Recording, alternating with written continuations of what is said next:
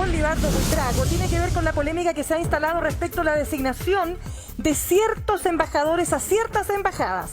Quien encabeza la polémica es Bárbara Figueroa, expresidenta de la CUT, que ocuparía la embajada de Argentina, que es una de las embajadas más cotizadas. ¿Por qué esta polémica se justifica realmente? Se lo vamos a preguntar a una persona que tiene una larga experiencia. Usted fue cónsul, Libardo. Cónsul general. General. No, pongamos buenos días, Mirna, pongamos las cosas como son. Es que mire. Deme su currículum primero. Vicecónsul. Cónsul de primera, de segunda, cónsul de primera y cónsul general. Arriba, pongámoslo arriba, cónsul general. Bien. Y representante ante la Organización de Estados Americanos. Así que Libardo, algo de entonces, experiencia. la primera pregunta, ¿qué siente un diplomático de carrera que se nombra gente que no necesariamente tiene la misma trayectoria para llegar a ocupar cargos tan importantes? Como primera, en Chile. Ante el detalle, como primera sensación. En Chile se llaman ventaneros. ¿Qué son los ventaneros? ¿Qué son los ventaneros? Son aquellos diplomáticos en la jerga de la diplomacia que entran por la ventana. ¿Quiénes entran por la ventana? Los nombramientos políticos. En la diplomacia hay dos tipos de designaciones. Son las que siguen una carrera política, los que siguen una carrera diplomática, que estudian en la academia, Andrés Bello, allí los llaman cada año, se matriculan, hacen una carrera, salen y van recorriendo el mundo, lo van llevando por destinaciones. Eso se llama la carrera diplomática y consular, que termina, la mayoría de las veces, esto es como en el ejército, la carrera debería terminar formalmente en el grado de coronel, porque los generales son nombramientos de orden político. Perfecto. En el mundo diplomático se llega hasta ministro consejero y las designaciones de embajador son criterios políticos que se utilizan, más o menos haciendo una similitud. Perdón, Entonces, para que entendamos, para que contextualicemos esto, cualquier persona puede entrar a la academia de la diplomacia para hacer carrera. puede postular. Puede postular. Ahora, el Tienen fenómeno requerimientos. A ver, lo que hacen lo que hacen las academias diplomáticas en el mundo es que tipo septiembre-octubre llaman, hacen un concurso, asignan los cupos que hay para el próximo año, llaman y convocan, y tiene la Academia Diplomática Chilena, tiene una alta convocatoria. Sí. Son personas que tengan una profesión previa, que tengan un idioma adicional del castellano y que conozcan algo. Los conocimientos se miden en pruebas que se le hacen y producto de dos tipos de pruebas, las que se le hacen sobre conocimientos generales y la entrevista. Los promedios altos de eso son los que surgen. Libardo, para ¿te nombrar. parece entonces que vayamos con los nombres que han suscitado de la los ventaneros, polémica? dices tú. Vamos, O ventanera. entonces. Bueno, es Ya. que Ahí tenemos entonces, la primera es, vamos por Claudia Fuentes, Organizaciones Internacionales en Ginebra. Espérate, Bien, es que- ella mayormente no ha generado polémica, le Ya. parece bien, su currículum se ajusta, es Ya. un currículum técnico, pero es un nombramiento político.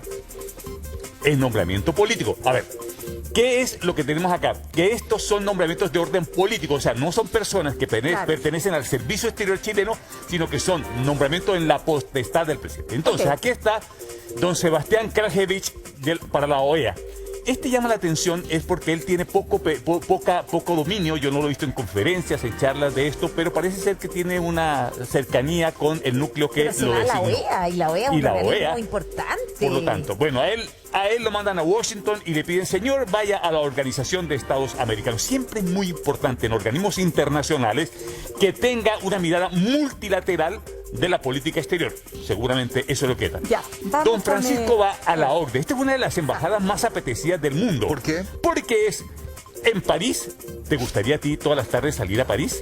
Pues ahí tiene, la OCDE es una sin dificultades, no hay que pelear con Macron, nada de eso. Es Ya, un pero la organismo pregunta si tiene las competencias, dirías Él tiene tú. las competencias para Ya. ese cargo, sí. Estupendo. Sigamos Bueno, con Bárbara Figueroa. y aquí está la trifulca. A ver, Hagamos una distinción importante.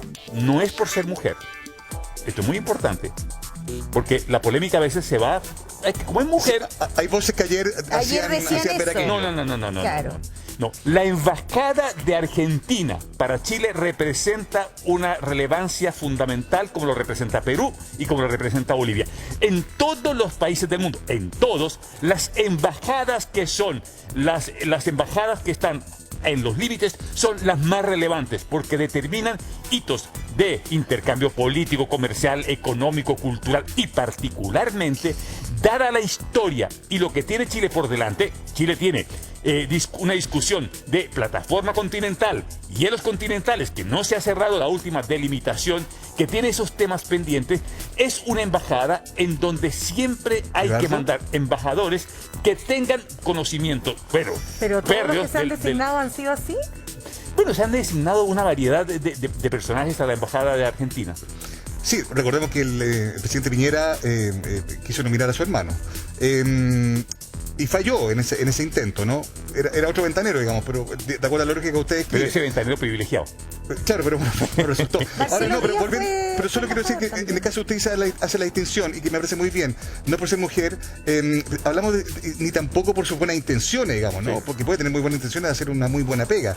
Pero el tema de las competencias, ¿cuál es la trayectoria de ella y por qué genera tanto ruido que sea ella la nominada para estar en Argentina? Yo me imagino que cuando el presidente Boric, la canciller y el grupo que decidió el nombre de Bárbara Figueroa, yo la hubiera nombrado, derechamente le voy a responder de una manera, yo a ella la hubiera nombrado embajadora ante la Organización Internacional del Trabajo, derechamente.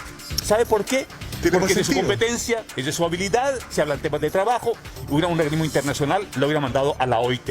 Y ahí no tendría ninguna dificultad. Totalmente de acuerdo. Argentina tiene una complejidad, y es que dado lo que se va a venir con un gobierno tremendamente difícil como el argentino, que tiene una profunda división, los Kirchner están divididos de apoyar o no al presidente Alberto Fernández, con problemas de litigio por resolver por delante, el de la plataforma continental, el de las Malvinas, el de Campos de Hielo, con una relación bastante compleja, se hubiera necesitado una textura política, diplomática, que se acomodara y se amoldara a eso. Entonces, dada la personalidad que tiene Bárbara, dada su personalidad, en algunos casos algo explosiva, en algunos casos de discurso aguerrido, es válido que se pregunte si este discurso explosivo aguerrido calza con un escenario político, diplomático, y yo te diría, se va a tener que contener muchísimo para que en las formas y en el fondo la relación fluya de manera normal entre Argentina y Chile. ¿Y Argentina ya aceptó que ella fuera la...? Buena pregunta. ¿Cómo se nombra un embajador político? Negar, ¿o no? No. Sí. ¿Qué hace el gobierno de Chile? El gobierno de Chile solicita lo que se llama el beneplácito. El beneplácito está establecido en un instrumento que se llama la Convención de Viena. La Convención de Viena regula cómo se nombran de embajadores, qué son las funciones de unos y otros. Chile lo que hace es decirle, oiga, don Argentina, mire, voy a mandarle a la dirigente Bárbara Figueroa, ella tiene tanta edad, tiene estos atributos, y adjudica y adjunta su currículum. ¿Qué hace el gobierno argentino? La Cancillería Argentina recibe la solicitud, se llama una solicitud de beneplácito o de agreement, y la estudia, la cachurea.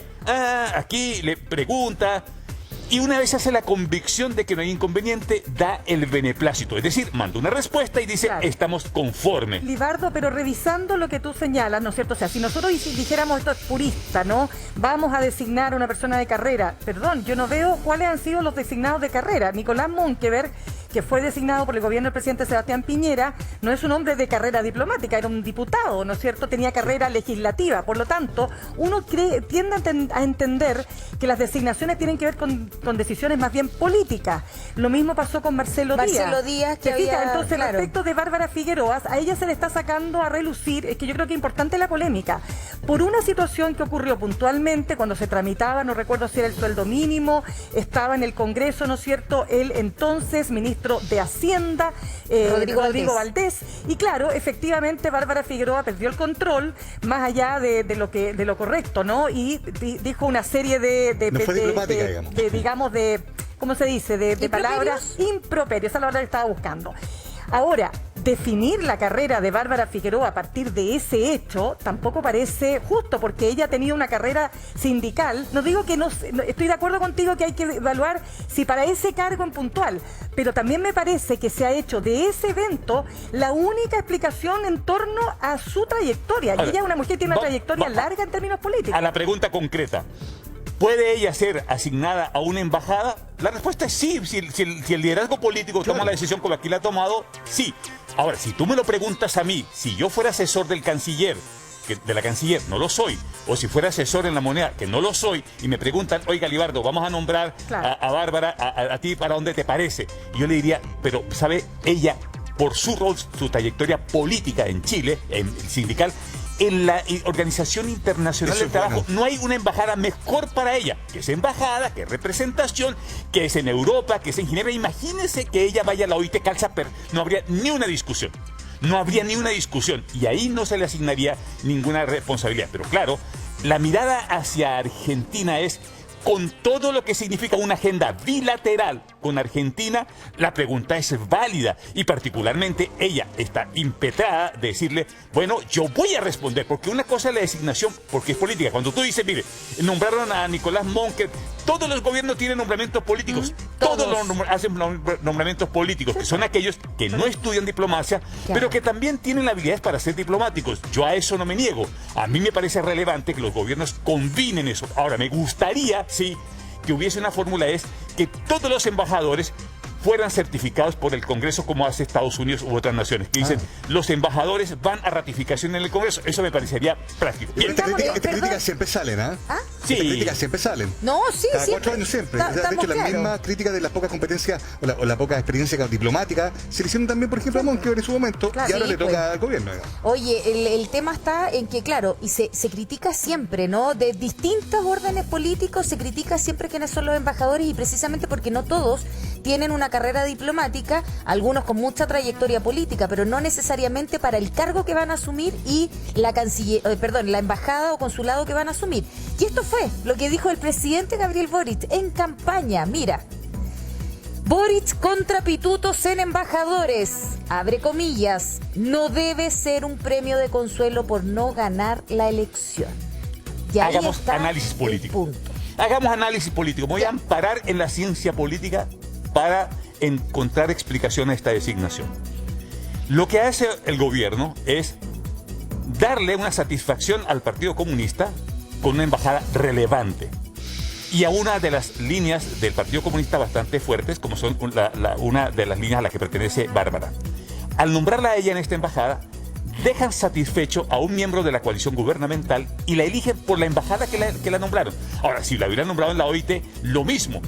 Yo no digo que ella no tenga dedos para el piano para Argentina, pero digo, hubiese sido más cómoda para verla en Ginebra con algo que es de su expertise, de su dominio, donde el mundo se le reconoce que es el trabajo. El ser comunista le va a permitir mejor relación con Alberto Fernández, ¿por qué no? Vamos a preguntárselo. No, nunca pasa eso. No, espérese, hay una. Misma. Qué buen punto. Ya, espérese. Poniéndole cuenta. En diplomacia se equivocan mucho y dicen, busquémosle una persona de afinidad política. Eso. Busquémosle, entonces tiene que ser, a ver, es de izquierda, entonces de izquierda, es de derecha, busquemos de derecha, es de por aquí, de por allá. No, la persona es el diplomático, el nombre es el que grafica el éxito de la misión diplomática. Sigamos entonces con las polémicas. Bien. ¿Qué más tenemos acá? Doña Paula Narváez, perfecto. Ella se tomó un cafecito en Concepción, entiendo que hubo una medialuna, algo ahí, y eso en política se paga. Para las Naciones Unidas, una de las embajadas más. No lo manda a decir con nadie usted. Bueno, no, pues es que las cosas como son, no es una ofensa, ¿o es una ofensa? No. Pero ella, es que después de leer el titular que el propio hoy presidente dice... Ella jugó un riesgo político, ella tomó un riesgo político, pero ella no apoyó la candidata que quería que candidato. Perdón, Libardo, ¿ella trabajaba allá? Sí, ella trabajaba en Naciones Ella tiene trayectoria para ese embajada. Por eso le digo, tiene experiencia. Sí, y seguramente que lo va a hacer muy bien, no hay problema, muy bien. No, pero usted da a entender cuando dice que se tomó el cafecito Concepción y que en el fondo este es claramente un premio consuelo. No, ¿es yo eso o lo otro? Lo que digo es que tiene mayor afinidad con el presidente porque tuve la posibilidad de conocerlo directamente. Lo que es distinto. Libardo, te propongo lo siguiente. Demasiado diplomático para responder. Antes de seguir con las nominaciones o con los nombramientos, queremos conversar con un ex canciller, o ex senador también de la democracia cristiana, Ignacio Walker. ¿Cómo le va, Ignacio? Muy buenos días. Hola, ¿qué tal? Muy buenos días. ¿Qué tal? Saludos. Bueno, usted es un hombre que tiene una larga experiencia en relaciones exteriores y me gustaría preguntarle, a grosso modo, ¿cómo ve estas nominaciones? Mire, lo que hay que entender fundamentalmente es que cuando se designa un embajador o una embajadora, el presidente de la República lo hace en su calidad de jefe de Estado, no de jefe de gobierno, no de líder de una coalición. ¿Se fija o no? Entonces es muy importante entender que las atribuciones o prerrogativas que está utilizando el presidente Gabriel Boric en esta materia son en su calidad de jefe de Estado. ¿Por qué esto es importante? Porque la política exterior no es una política de gobierno, es una política de Estado. Es decir, el representante de Chile en un país extranjero, en una organización internacional, representa al conjunto del Estado. Eso es lo primero que yo quisiera decir. En segundo lugar, yo creo que hay que ser justo con el presidente Gabriel Boric. Se lo digo yo, que soy una persona de oposición, pero lo digo más bien en calidad de ex canciller, ¿no? Que algo conoce de este tema. Hay que ser justo en el sentido que desde 1990 en adelante es una función exclusiva, una prerrogativa, ¿no es cierto?, del presidente de la República designar por sí y ante sí a los representantes chilenos, ¿no es cierto?, en el exterior. Eso no era así hasta el año 73, en que la designación de los embajadores en Chile, en la antigua República, fórmula que a mí me gusta, eran ratificados por el Senado, al igual que lo hace hasta el día de hoy Estados Unidos, como decía Libardo, ¿no es cierto? Entonces, hasta el año 73, todo embajador designado por el presidente de la República era ratificado por el Senado. También había abusos, quiero decir, de repente. Por ejemplo, recuerdo el caso de una designación de un embajador del presidente Eduardo Frei Montalva en Japón, que fue objetado por el Senado porque era yerno del expresidente Gabriel González Videla. O sea, no es que eso, ¿no es cierto?, sea un procedimiento completamente impecable, pero es republicano, porque si participa el presidente de la República y el Senado, es una designación de Estado, ¿no? Sí, ¿cómo está? Le saluda Ángeles desde el estudio. Quisiera preguntarle entonces, hola. Primero, usted como ex canciller, ¿le parecen bien estos nombramientos en términos generales? Los que han causado más polémicas son precisamente Paula Narváez y también Bárbara Figueroa. ¿Usted está de acuerdo con esos nombres, indistintamente que sea solamente el presidente quien pueda tomar esa decisión? Y segundo, ¿no se contradice con las declaraciones que emitía el presidente cuando era candidato? Mire, cuando uno es candidato dice muchas cosas, porque tiene que ganar una elección, ¿no es cierto? Y al fragor de la lucha se dicen palabras que después a uno se la pueden cobrar. Bueno, pero decir que estas designaciones son pitutos, pagos de favores políticos, etcétera, también es de merecer a las personas, ¿no es cierto?, que han sido designadas. Yo no quiero personalizar, no quiero caer en la casuística, pero le quiero dar un solo ejemplo. A ver. O sea, la designación de Juan Gabriel Valdés como embajador en Washington, en Estados Unidos, una persona que ha sido canciller, que ha sido embajador, prestigia la política exterior chilena. Qué duda cabe que es, ¿no es cierto?, una designación que cabe dentro de lo que es la representación del Estado de Chile. Le voy a dar otro ejemplo. El caso de Bárbara Figueroa. Bueno, es cierto, ¿no es cierto?, que hay esa declaración ahí en la Cámara de Diputados que fue completamente lamentable, pero no se puede emitir un juicio en ese sentido respecto a una persona con la cual yo he tenido diferencias. Yo fui senador durante 8 años, tuvimos diferencias, fuimos parte del gobierno de la nueva mayoría, pero designar una dirigente social, una dirigente sindical o gremial, ella ocupó un alto cargo en el Colegio de Profesores, fue presidente de la Central Unitaria de Trabajadores, no puede desmerecerla, al contrario. Yo creo que la posibilidad de designar un dirigente social como embajador es interesante. Le agrego lo siguiente, a propósito del peronismo, ¿no es cierto?, y Alberto Fernández, y el kirchnerismo, y todo lo que hablábamos. Si hay algo que está en el ADN, en la columna vertebral del peronismo en Estados Unidos, es el movimiento sindical. La Confederación General del Trabajo, la CGT, que es la versión de la CUT, ¿no es cierto?, en Argentina, tiene una importancia histórica muy grande, especialmente en el peronismo, ¿no? Y aquí hay un gobierno presidido por Alberto Fernández, ¿no es cierto?, que responde a esa matriz del peronismo. Entonces, yo no creo que uno pueda caer en la casuística de decir así o así respecto de tal o cual designación, porque yo confío en el buen criterio del presidente de la República, de este o de cualquier otro. Podrán equivocarse o podrán acertar. Ahora, lo que decía Libardo Ignacio tiene razón. Perdón, Libardo, una sola cosa, que tú tienes razón. Si hay una designación importante en la política exterior chilena, es la embajada en Argentina. Si hay un país en el mundo que tiene una importancia estratégica para Chile, es Argentina. Insisto, esto en nada desmerece a Bárbara Figueroa, pero es la designación más importante de la política exterior chilena. Ignacio, buenos días, ¿cómo estás? Un gusto. Hola, ¿qué tal, Eduardo? Sí, más que desmerecimiento, porque no es la idea fundamental, es ¿dónde juega mejor? Si yo hubiera sido tu asesor cuando tú fuiste canciller y tuviera esa designación, yo te hubiera dicho, Ignacio, mira, fíjate que ese perfil calza más con ser embajadora, por lo tanto se le reconoce la calidad para la embajadora, pero en la Organización Internacional del Trabajo. Hubiera sido mi sugerencia. Como todas las cosas, como alguien dijo, alguien puede recomendar, alguien puede sugerir. Y coincido contigo que Argentina es una embajada impresionante. Ahora bien, dado los precedentes que estamos conversando, lo que hay que, el equipo de trabajo que ya va a tener esta designación, no se va a echar para atrás, esta designación le van a dar los vistos buenos, de eso no cabe ni la menor duda, va a calzar, es que tenga todos los refuerzos de manera que sea fluida y tenga un trabajo diplomático del primerísimo nivel del que se espera. Tan simple como eso. Uno sabe que existe esa situación y fortalece el equipo de la embajada. Pone unos ministros consejeros, pone unos agregados, le da un respaldo para que haga un trabajo eficiente en una de las designaciones más importantes de las que tiene Chile, como es ese. Ahora, el mensaje para la Argentina también es potente de quién la va a representar. Y seguramente con este gobierno va a venir el beneplácito rápido, si es que ya no lo dieron. Yo creo que ya lo dieron. Bueno, yo estoy de acuerdo con Libardo en el sentido que el beneplácito va a venir de todas maneras, no cabe ninguna duda.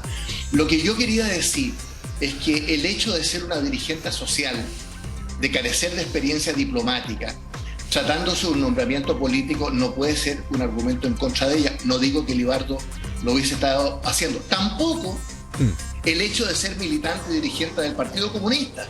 El Partido Comunista en Chile es un partido legal y es el eje del actual gobierno, sí, pues, junto con el Frente Amplio. ¿Se fija? Sí. Que yo sepa, es la única designación de embajador o embajadora del Partido Comunista hasta ahora. Entonces, lo que sí quiero resaltar, ¿no?, es que ha habido una práctica en los últimos 20, 30 años que había que respetar, ¿no?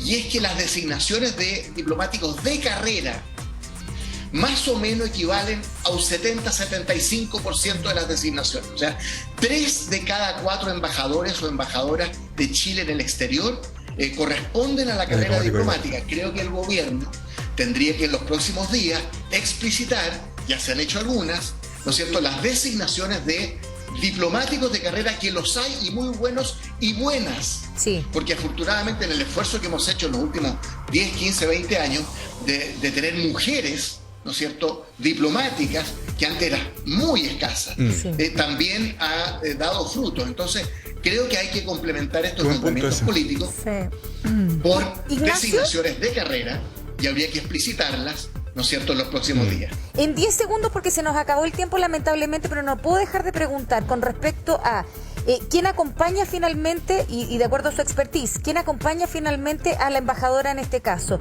o embajador. ¿Tienen que ser todos personas expertas en diplomacia para ayudarla en este trabajo, indistintamente de su expertise política?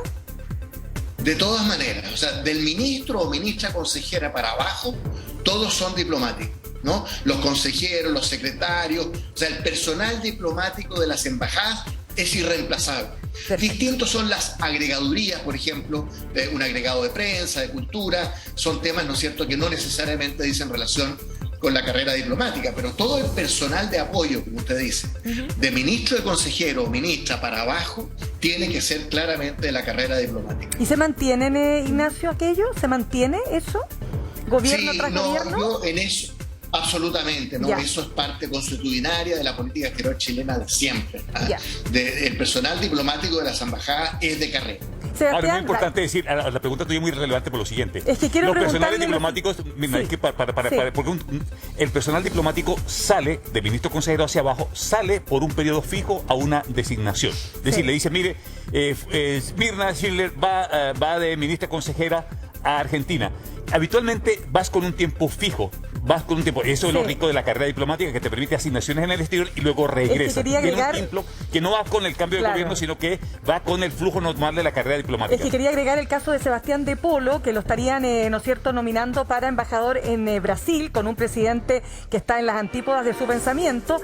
Vienen elecciones, por supuesto, podría ganar Lula da Silva, no sabemos. O sea, cuando se designa un embajador que es afín, o al revés, es completamente no afín al presidente que está a cargo, presidenta, ¿eso qué efectos tiene, Ignacio? Solo para cerrar ese punto. Pero mire, Sebastián de Polo no solo está en el ADN, ¿no es cierto?, del Frente Amplio, es una de las personas del círculo más íntimo, Sí, pues. ¿no es cierto?, del presidente de la República. Además, ideólogo del Además, Frente Amplio. yo le voy a dar aquí una opinión personal. Yo encuentro que es una persona brillante, Sebastián de Polo. O sea, no tendrá experiencia diplomática, pero es una persona verdaderamente muy inteligente, muy brillante. Mire, yo creo que hay que hacer fe en el presidente Gabriel Boric. Le insisto, se lo dice una persona de oposición, pero que trata de ser objetiva, porque con la política exterior no se juega. Perfecto. Y la política exterior tiene que estar al servicio del Estado de Chile, insisto. No del gobierno, no de la coalición política, pero hay nombramientos políticos, ¿no? Y evidentemente hay que confiar, creo yo, en el criterio, y él ha demostrado tener muy buen criterio a través de su carrera política y su liderazgo político del presidente Gabriel Boric, y reconocerle las mismas prerrogativas que tuvieron todos sus antecesores en el cargo. Bien, Ignacio Walker, ex canciller, ex senador también, muchísimas gracias por aportarnos esta mirada, ¿no?, desde su experiencia. Encantado. Chao, Ignacio, que esté Muchas muy gracias bien. a ustedes, buenos días. Buen día. ¿Qué hacen? Bueno, no es menor, ¿Dónde no es menor. asesinaron a su padre? es que Claro. por eso me parecía importante destacarlo y En la misma resaltarlo. Exacto, un senador que yo diría que habla más inglés que castellano, o sea, en el sentido de que fue criado, nació, digamos, no nació, pero fue por muchos años, vivió en Estados Unidos, donde se produce además Muy el simbólico asesinato eso, muy Ese terrible de nombramiento, su ¿no? padre. Es simbólico Sí. y con alguien que tiene una experiencia política. ¿Cuántos años fue senador? ¿30, 40 años senador? Casi 30, sí. Sí, no pudo reelegirse, pero bueno, va de embajador a Estados Unidos, Juan Pablo. Muchos éxitos a Juan Pablo. Bien, ¿qué sigamos. hace un embajador? ¿Qué hace un embajador? ¿Qué Primero, ¿Y cuánto gana? Queremos Vamos, saber, pues. primero. Hay que saber eso, oiga. Porque es bueno Primero, saberlo, pues. Metiéndose en el bolsillo de la... todavía hay que se pueden hacer llegar los currículums todavía. Todavía hay algunas por repartir. Bien. Vale. Por repartir, sí. No se vea que es en serio. Representan a Chile. Es una política de Estado. Entonces, los embajadores y los funcionarios en el exterior representan Chile en Claro. conjunto. No representa al gobierno, sino representa a la totalidad. Y es muy importante. Segundo, O sea, él es nuestra imagen allá. por supuesto. También representan mucho la armonía, lo que tienen las relaciones que hay que tener con los países. Cuando uno designa un embajador es porque el otro país tiene una muy buena relación. No la tenemos con Bolivia, no tenemos relación a nivel de embajador. Por ejemplo, allá la relación es a nivel consular con Bolivia. Allá no tenemos embajador. Firma tratados.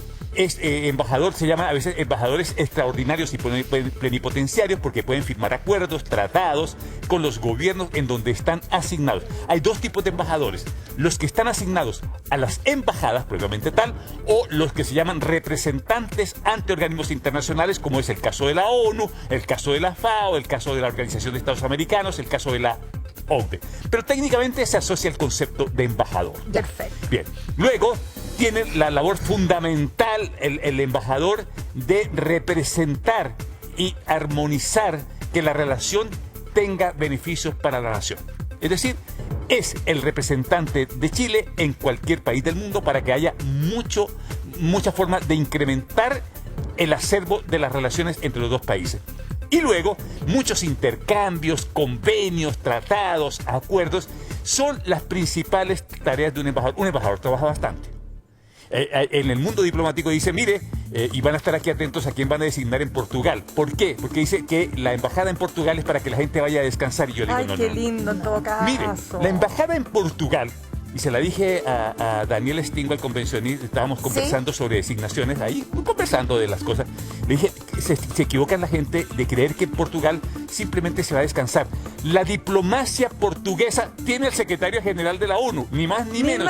Tiene una influencia en la comunidad europea. Pero es un país importantísimo. maravilloso, O sea, pues. hay que nombrar un feroz diplomático y un feroz que Claro, tenga mucha pero cosa qué política lindo. para que tenga enganche allá. Eso es lo que hace allí. Ahora, las remuneraciones. Vamos con eso. Las remuneraciones son... Quiero saber cuánto gana, pero depende del destino, ¿no? Claro. La destinación. Por supuesto.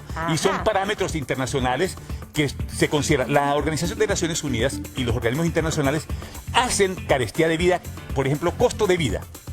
Condiciones que un país tiene y ahí se asignan las tarifas de cuánto debe ser una remuneración. Entonces, no es lo mismo una ciudad cara como Ginebra, Ya. París, Claro, Londres, evidente, que pues. si a uno lo designan en San José, Costa Rica, lo designan en La Habana o lo designan en un país de África. Se va costo de la vida, carestía, Claro. y se asignan parámetros para darle la renta que tenga cada embajador. Entonces, el sueldo más bajo dice ahí $15.000, ¿no es cierto? Que yo Sí. estaba sacando la cuenta. El dólar más o menos está como, ¿cuánto, chiquillos? 800 pesos, Ya le más puse de 800. Son 12 Sí, millones brutos, porque hay que sacar Mirna. todos los descuentos, quedaría como algo así como 9. Eso gana un gerente de línea en cualquier empresa Claro. en Chile. A ver, Cualquier mire. gerente. Mire, el embajador en Caracas gana $23.000 mes. Pero, en Caracas. ¿tanto? ¿Por qué? Bueno, porque el costo de la vida allá está bueno, asignado, los parámetros están diciendo debe ser muy pero caro. espérate, me perdí. Esto entonces significa es cuánto gana un embajador o embajadora en cada una de estas naciones. Chileno, Exactamente. ya. ok. Bárbara Figueroa le va a ingresar $17.000 al mes de salario bruto. Pero saquemos el tiro de Pero la ellos cuenta. no pagan agua, no pagan casa, no pagan auto. No, pero a lo práctico, Ángeles, estos son sueldos, yo le digo, de nivel intermedio. No, si no estoy la di- gente, no la estoy gente, cuestionando. los sueldos de los diplomáticos son sueldos que le permiten vivir decentemente, tienen una situación de comodidad, pero yo no creo que No, casi pero- puedan ahorrar, por Pero lo que ejemplo. plantea, entiendo, Ángeles, que digo, tiene residencia, Sí, tiene pues, asistencia, claro. No tiene que pagar transporte, nada de eso. chofer, Claro. todo aquello. está El cubierto. embajador, El embajador. el sí. embajador, de ministro consejero para abajo, de su sueldo, tiene que pagar su departamento, Sí. su casa, sus Sí, ahí la colegios, cosa su cambia, auto. claro. O sea, Bien la notoria. condición de embajador es que también para que el embajador no ande en Uber, no ande en taxi de aplicación. perdón, allí. pero es importante que en algún momento expliquemos que, claro, porque suena un poco como que, oye, mira, se van ganando una porrada de plata, hacen nada, pero no, pues. No, o sea, hacen mucho hay trabajo. una pega que es importante en los embajadores, ¿no? La condición de vida en Buenos Aires ha subido mucho, por lo tanto son $17.000 Pero no mes. entiendo, fíjate, por qué tanto en Venezuela. Ahí me Es muy pierdo. caro Caracas. Porque todo Pero es ¿cómo va a ser muy más caro que Estados Unidos, po, oiga? Mire, vaya a ver las ¿Para qué te condiciones Me ahí. enojo, Porque porque si se está ¿cómo va a cayendo ser pedazos esto? Venezuela Está con mal la dictadura de distribuida la- Maduro, ¿cómo no va a estar todo caro? Siempre Después, el chancho Japón. está mal pelado, hija. Siempre. ¿Cómo va a Japón. ser más caro que Japón, po, Japón, oiga? carísimo. Japón, Tokio Pero es muy por eso, caro. ¿cómo va a ser 23.000 versus 21.000? Vaya a saber el... Bueno, reclámenle a la canciller. Voy a Sí. hacer un Luego, Reclámenle a la Suiza, canciller si está tan molesta, pues. Suiza, $20.000 y los Estados Unidos, $20.000. En buena cuenta, Claro. recordemos que el embajador se tiene que trasladar con toda su familia. Sí. Está Sí, bien, tiene residencia es verdad, oficial, sí. tiene automóvil, tiene secretaria, tiene teléfono y tal, pero Tiene lo que que son pagar sus colegios, el colegios. costo de vida, los Claro. colegios son carísimos, son muy caros, los colegios donde los niños de ellos van habitualmente. Entonces, todo ese costo sale del salario. Del salario. ¿Dónde le hubiera gustado a usted ser embajador, Libardo? Diga la verdad. Ah, ¿dónde crees tú? Ahora que estamos en confianza que nadie nos está viendo. ¿Dónde me gustaría ver? ¿Dónde le gusta? A mí España. ¿Por qué? España. España, sí. No, en esta última semana, porque estaba media complicada la cosa. Bueno, pero... A propósito está lo de España, usted sabe que hubo Sí. finalmente una explicación respecto a lo que pasó. Recuérdelo usted, ¿De qué están hablando?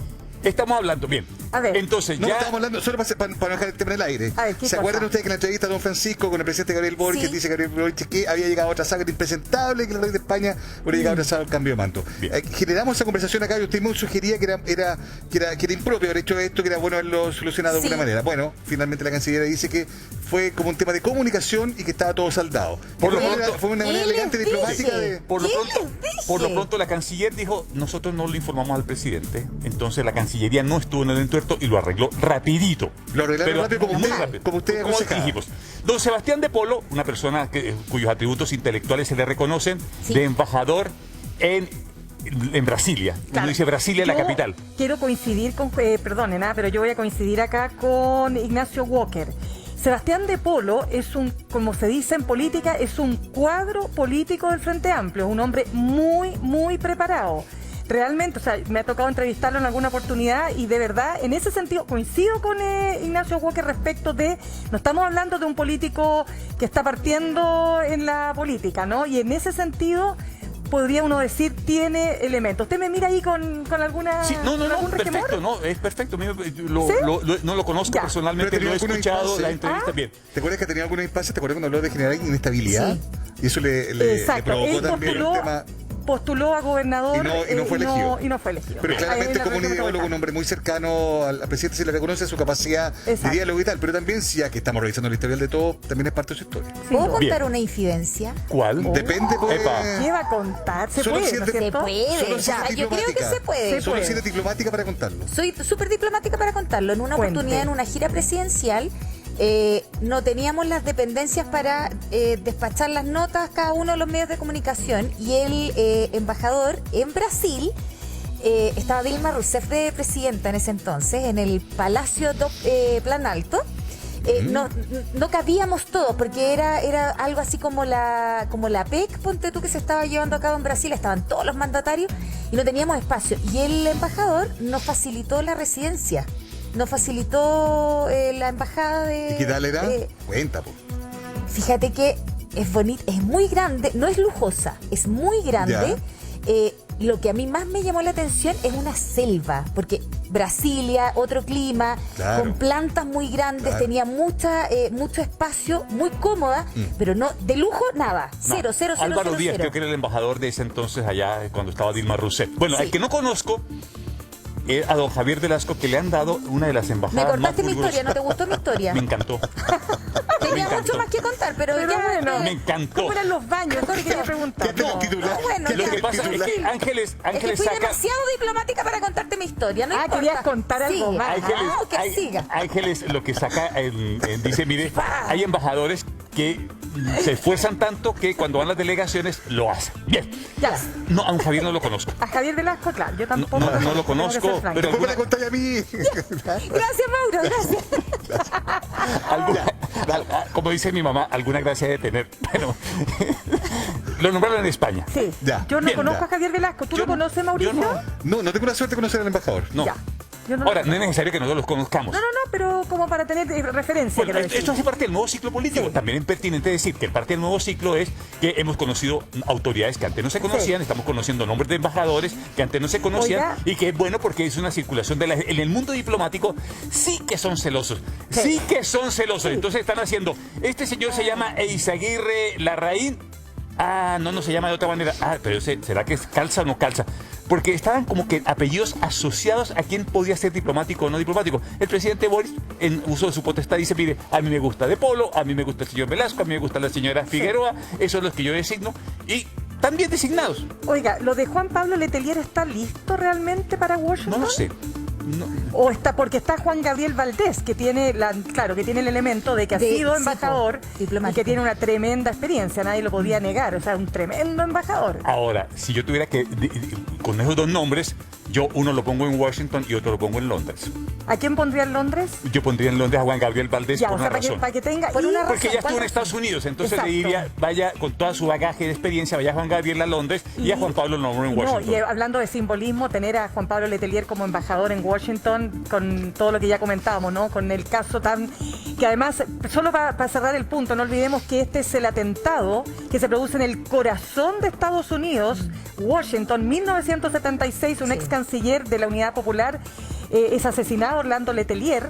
Esto fue una operación de la DINA, ¿no? Y es tan importante porque ese hecho cambia de ahí en más la relación que tendría Estados Unidos con la dictadura militar. Me voy a llevar- Y que finalmente termina con la caída del general Contreras, que era el jefe de la DINA. Me voy a llevar mi currículum para postular a la embajada de Chile en el Congo. Que no, Muy bien, me pues, imagino. vaya voy a llevar- nomás. me voy para el Congo. Vaya nomás.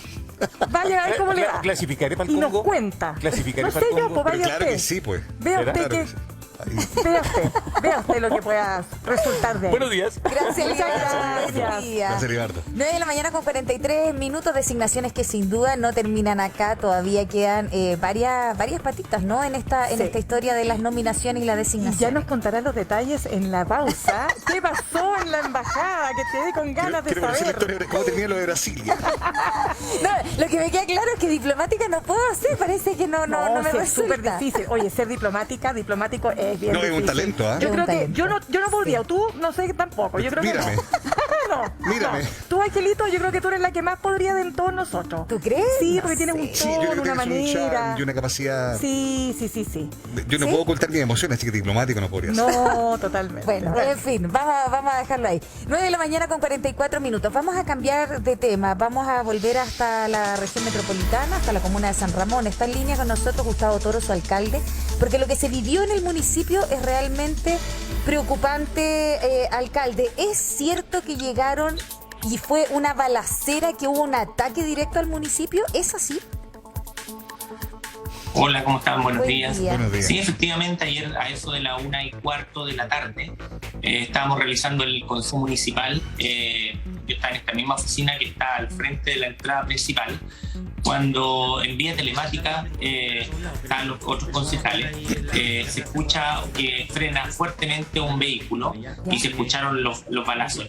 Yo no quise advertir en ese momento, dije que había un choque, pero se nota efectivamente en mi rostro.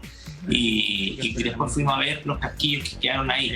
Entonces fue al frente de la municipalidad, a plena luz del día, una calle muy transitada, efectivamente, y además porque había mucha gente también que estaba ingresando a la municipalidad. Pero es que no corresponde, bajo ningún punto de vista corresponde. Alcalde, nosotros estamos viendo en pantalla el video, claramente cuando están en este consejo, y vemos su cara, pero queremos escuchar el contexto a ver si prestamos atención. Mire. Vecinos, como ya saben, de este programa que estamos implementando, lamentablemente no podemos llegar a todos lados, pero vamos a estar ahí en la Plaza Ecuador y demarcando lo mayor posible, ¿ya? Y lo que tiene que ver con... espérense un poquito, que parece que hubo un choque afuera de la municipalidad. Muchos vecinos, como ya saben, de este programa que estamos implementando, lamentablemente... Claro, se escucha bajito, pero efectivamente se escucha. O sea, alcalde, no fue tan piola. No, se escuchó muy fuerte. Yo estoy a 20 metros de la entrada principal, entonces fue bastante fuerte y nos asustamos. De hecho, se activó inmediatamente el operativo de seguridad que tenemos. Y fueron a buscar si había algo, y se encontraron con los casquillos de las balas que efectivamente habían percutado a la afuera de la municipalidad. Ya, ¿y alguien se adjudicó esto? ¿A qué lo atribuyen ustedes? ¿Hay un proceso investigativo en curso? Recordemos que su comuna alcalde ha estado, no la comuna, no los pobladores, sino que las autoridades anteriores habían estado bien cuestionadas con temas de narcotráfico y temas bien complejos. Bueno, yo informé a la CIP de Carabineros lo ocurrido. De hecho, estaba periciando lo que son los casquillos, pero esto es una secuencia de que yo vengo por lo menos hace ya varios años sufriendo. Yo hace más de un año que tengo protección policial a raíz de eso, de la amenaza de muerte. Ya esta es tercera vez que a mí me tiran balas, y no solamente soy yo, o sea, aquí hay personas como funcionarios, mi familia, que no lo está pasando muy bien y que de una u otra manera tratan de intimidarlo. Yo creo que ha sido un poco lo que hemos tratado de hacer en estos meses como alcalde. Entonces hay gente que le molesta, efectivamente. Sí, alcalde, a ver, explíquenos bien esto de las amenazas de muerte que usted ha recibido, de qué tipo, cómo, de qué forma, qué le dicen, para entender un poco la situación de vulnerabilidad que usted está viviendo. Bueno, antes de que yo fuera alcalde, fui concejal de la comuna de San Ramón. Me tocó denunciar ya a la gestión anterior. De hecho, el exalcalde hoy día está en prisión preventiva. Yo soy parte de la querella de esa causa y he denunciado aproximadamente, tenemos como 7 causas con la gestión anterior, de las cuales nos ha ido bien en el sentido de que hemos podido acreditar que aquí hay personas que están vinculadas a delitos graves, entre eso lo que hemos llamado como la narcopolítica en San Ramón. Eso trajo un perjuicio enorme a nuestra municipalidad. Fue una campaña política bastante dura, porque además que se postergó 2 veces. Lo sabemos, claro. A nosotros nos hicieron fraude electoral en el mes de mayo. Y yo logré acreditar en los tribunales y anular la elección, y eso se repitió en julio. Por tanto, hubo un periodo además adicional a la campaña. Y eso fue en un clima donde el exalcalde además estaba en un proceso de formalización y que quedó en privado de libertad. Entonces ese clima político conllevó también a que yo tuve que transitar, a hacer campaña, como se hace en las calles, los puerta a puerta. Alcalde, pero... En 2 oportunidades me lanzaron balas. Claro, pero usted está diciendo que estas amenazas estarían vinculadas a esas denuncias que usted hizo en contra de Miguel Ángel Aguilera, el antiguo alcalde que está en prisión preventiva por lo demás, ¿cómo dice usted? Mire, durante estos 7 meses como alcalde, gente cercana a la administración pasada nos ha hecho la vida bastante difícil de trabajo. Dentro de la municipalidad, dice usted. Dentro de la municipalidad. Dentro de la municipalidad y también al exterior. Por ejemplo, el día sábado hicimos un concierto afuera de la municipalidad donde estuvieron 3.000 personas, 3.000 vecinos. Fue muy lindo. Y cuando yo estaba afuera, más o menos como 20 personas, que entre ellos había muchos exfuncionarios que yo desvinculé. Me hicieron una encerrona y al sacarme me lanzaron piedras de más o menos de medio kilo por la espalda. Una pasó a 50 centímetros de mi cabeza, y en ese evento había niños, había ancianos, personas de tercera edad. ¿Y usted los denunció? Entonces, además de la cosa... ¿Los denunció? Sí, todo está denunciado.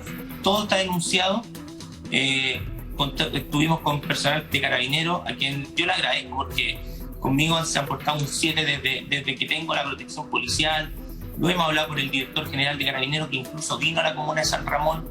Hemos tratado de ser operativos. Estamos trabajando fuertemente para poder desarticular estas bandas de narcotraficantes. ¿Pero amenazas de qué tipo, alcalde? Para entender de nuevo, alcalde, ¿a usted le llegan mensajes, lo llaman por teléfono, le dejan no sé, papeles ahí?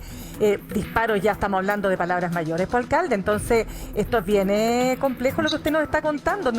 Yo me estoy casi imaginando que estamos viviendo la realidad de México, donde ojalá no lleguemos nunca a eso, ¿no? Donde allá expande cada día, sí. O sea, allá se asesinan alcaldes. ¿Hay comunas en Chile que viven esa realidad? Claro, no, pero lo que quiero decir es que en México ya estamos en un nivel, o sea, están en un nivel donde se asesinan alcaldes, o sea, entonces, cuidado, porque todo tiene un principio y todo tiene un desarrollo y no queremos llegar a esos niveles, por cierto que no.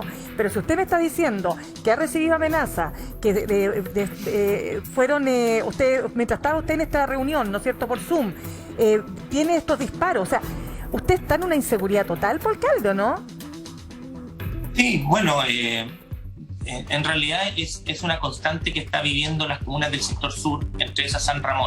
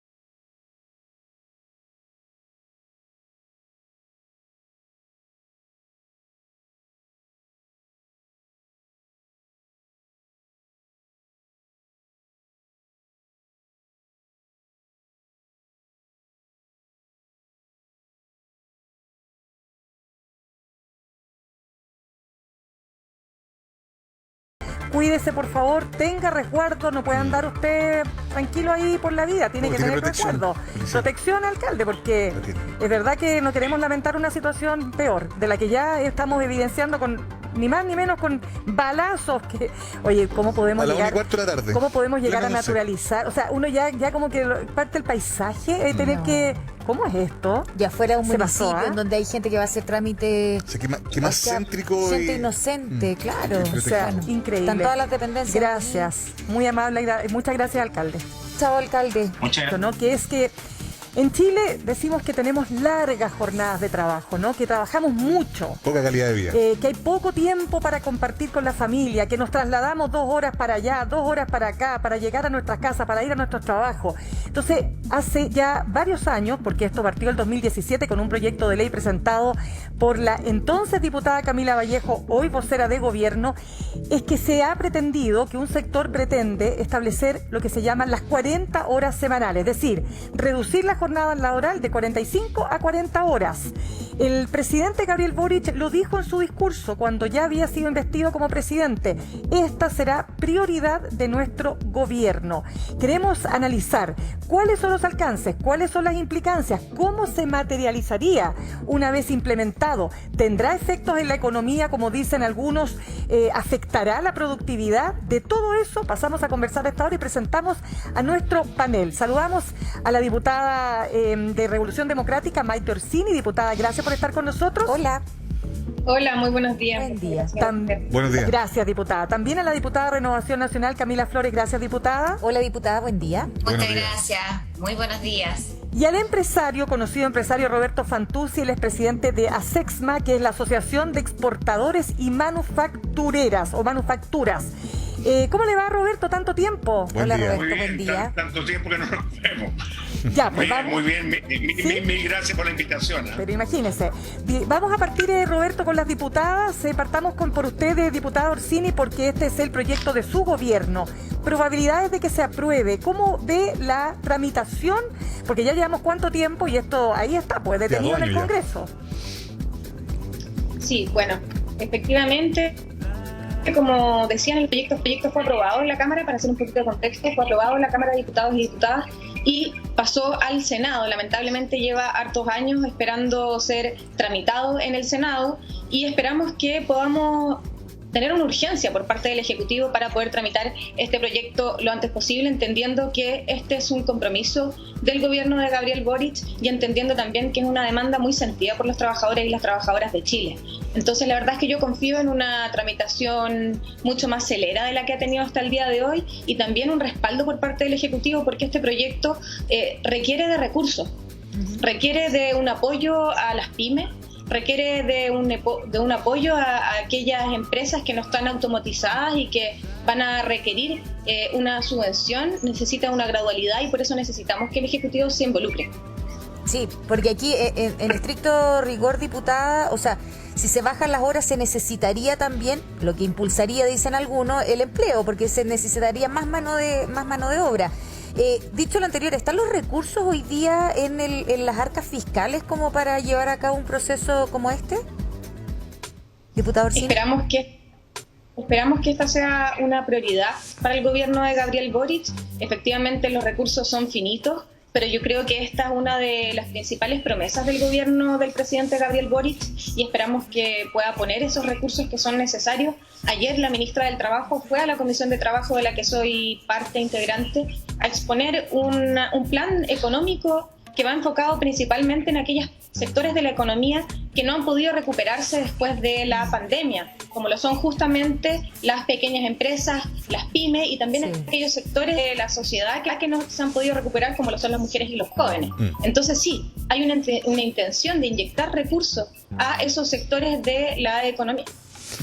¿Cómo está, diputada Flores? Yo la saludo, la quiero también sumar a esta conversación. Yo creo que nadie podría estar en desacuerdo de que trabajar menos, tener mayor calidad de vida es algo que es bienvenido. Entiendo que también el proyecto contempla, por ejemplo, ampliar de media hora a 1 hora la colación y que se considera esa hora también parte de la jornada. Eso son buenas noticias, pero me parece que también es razonable pensar si es que están las condiciones para poder adaptarse a esa nueva realidad. ¿Cómo enfrenta usted esta propuesta, diputada Flores? Muchas gracias, Mauricio, un gusto saludarte. Mira, yo concuerdo que efectivamente nadie podría estar en desacuerdo con que la calidad de vida familiar, para el ocio, para tener momentos de hacer deporte, actividad física, en fin, son importantes. Tú mismo lo decías a propósito de la conversación anterior, de la cantidad de horas importantes que pasan los trabajadores chilenos en el transporte público o en los tacos. Nosotros acá en la región de Valparaíso, Mauricio, tenemos tacos todo el día. Es una cuestión insostenible, ya no es algo que propio de ustedes, en la región metropolitana. Nosotros acá en Valparaíso, y no solamente en el plan, sino que en el interior de la región tenemos problemas graves. Sí. Entonces ahí se pierde mucho tiempo donde efectivamente padres, madres, en fin, podrían llegar a estar con sus hijos y compartir más la vida familiar. Ahora, el tema es efectivamente cómo se va a hacer, porque mi preocupación ¿dónde está? En las pymes, principalmente en las pymes, porque el gobierno está hablando por un lado de hacer una reforma previsional, que yo la verdad es que no sé qué modificaciones van a tener, porque en la campaña presidencial el presidente Boric señalaba incluso que la reforma previsional no sería del 16%, sino que sería de un 18%, por lo tanto sería un 8% adicional y de cargo del empleador. Y a quienes afecta principalmente son a las pymes, al comercio local, al comercio detallista. Por otro lado, están hablando de una reforma tributaria que también afecta desgraciadamente a nuestra clase media principalmente. Las grandes empresas por lo general no tienen mayores problemas con las reformas tributarias, pero sí la clase media es la que se golpea muy muy fuerte. Y además, Mauricio, a eso súmale que quieren subir el sueldo mínimo, ¿cierto? Que por cierto es muy legítimo aspirar a eso, pero mi preocupación es que efectivamente exista un subsidio, un apoyo fuerte, contundente a las pymes. Ya lo decía la colega Orsini, ha existido por la pandemia una crisis brutal, muy fuerte. Recién ahora el comercio local, detallista, las pymes está volviendo a levantarse, pero muy, muy de a poco, porque vamos y venimos con este tema, ¿cierto?, de la cantidad de contagios, en fin. Y por lo tanto es muy complejo ponerle quizás toda esta presión a nuestro sistema. Diputada, ¿le parece que le preguntemos a, un hombre que tiene una larga experiencia empresarial y que también nos puede ayudar a entender cómo va a impactar esto a las pymes? Desde el otro lado del mostrador, Roberto Fantuzzi, ¿es para usted un buen o mal proyecto? Me trataste de viejo. Ya. Oiga, ¿cómo se le ocurre? Trayectoria significa experiencia. Yo creo que es una aspiración a todos los países del mundo bajar las horas de trabajo, más aún en los países desarrollados donde existe la robotización. Efectivamente, en esos países que teóricamente tienen altos niveles de tecnología, tienen muy, muy bajo nivel de cesantía, porque la mayor parte, a veces existe la amenaza a mayor tecnología, mayor nivel de cesantía. Eso no se ha dado en ninguna de las tres antes revoluciones. Hoy día estamos en la última cuarta revolución, que es la tecnología de punta, ¿verdad? La inteligencia artificial. Ustedes mencionaron a algunas personas que se habla de mano de obra. Ya la mano de obra no existe. La mano de obra era aquellos que se contrataba por la fuerza, el que movía el saco. Hoy día lo hace una grúa horquilla. Entonces hay que contemplar otras variables donde está el conocimiento, uno de los factores más importantes. Yo quedo preocupado, y por suerte tenemos dos diputadas presentes, el teletrabajo. Tú no puedes legislar sin pensar en el teletrabajo, porque muchos trabajadores hoy día van a hacer puede ser mixto, horas de trabajo, más teletrabajo, y así sucesivamente. Roberto, pero una pregunta. Pero es que yo quiero lo último.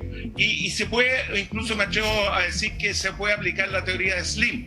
En vez de trabajar 5 horas a la semana, irse a 4. Slim, el mexicano, el dueño de Claro y todo este tipo de instituciones. Claro. Yo creo que el factor es la productividad. Eso quería entrar. Es que ahí quiero entrar, Roberto. La pregunta es la siguiente.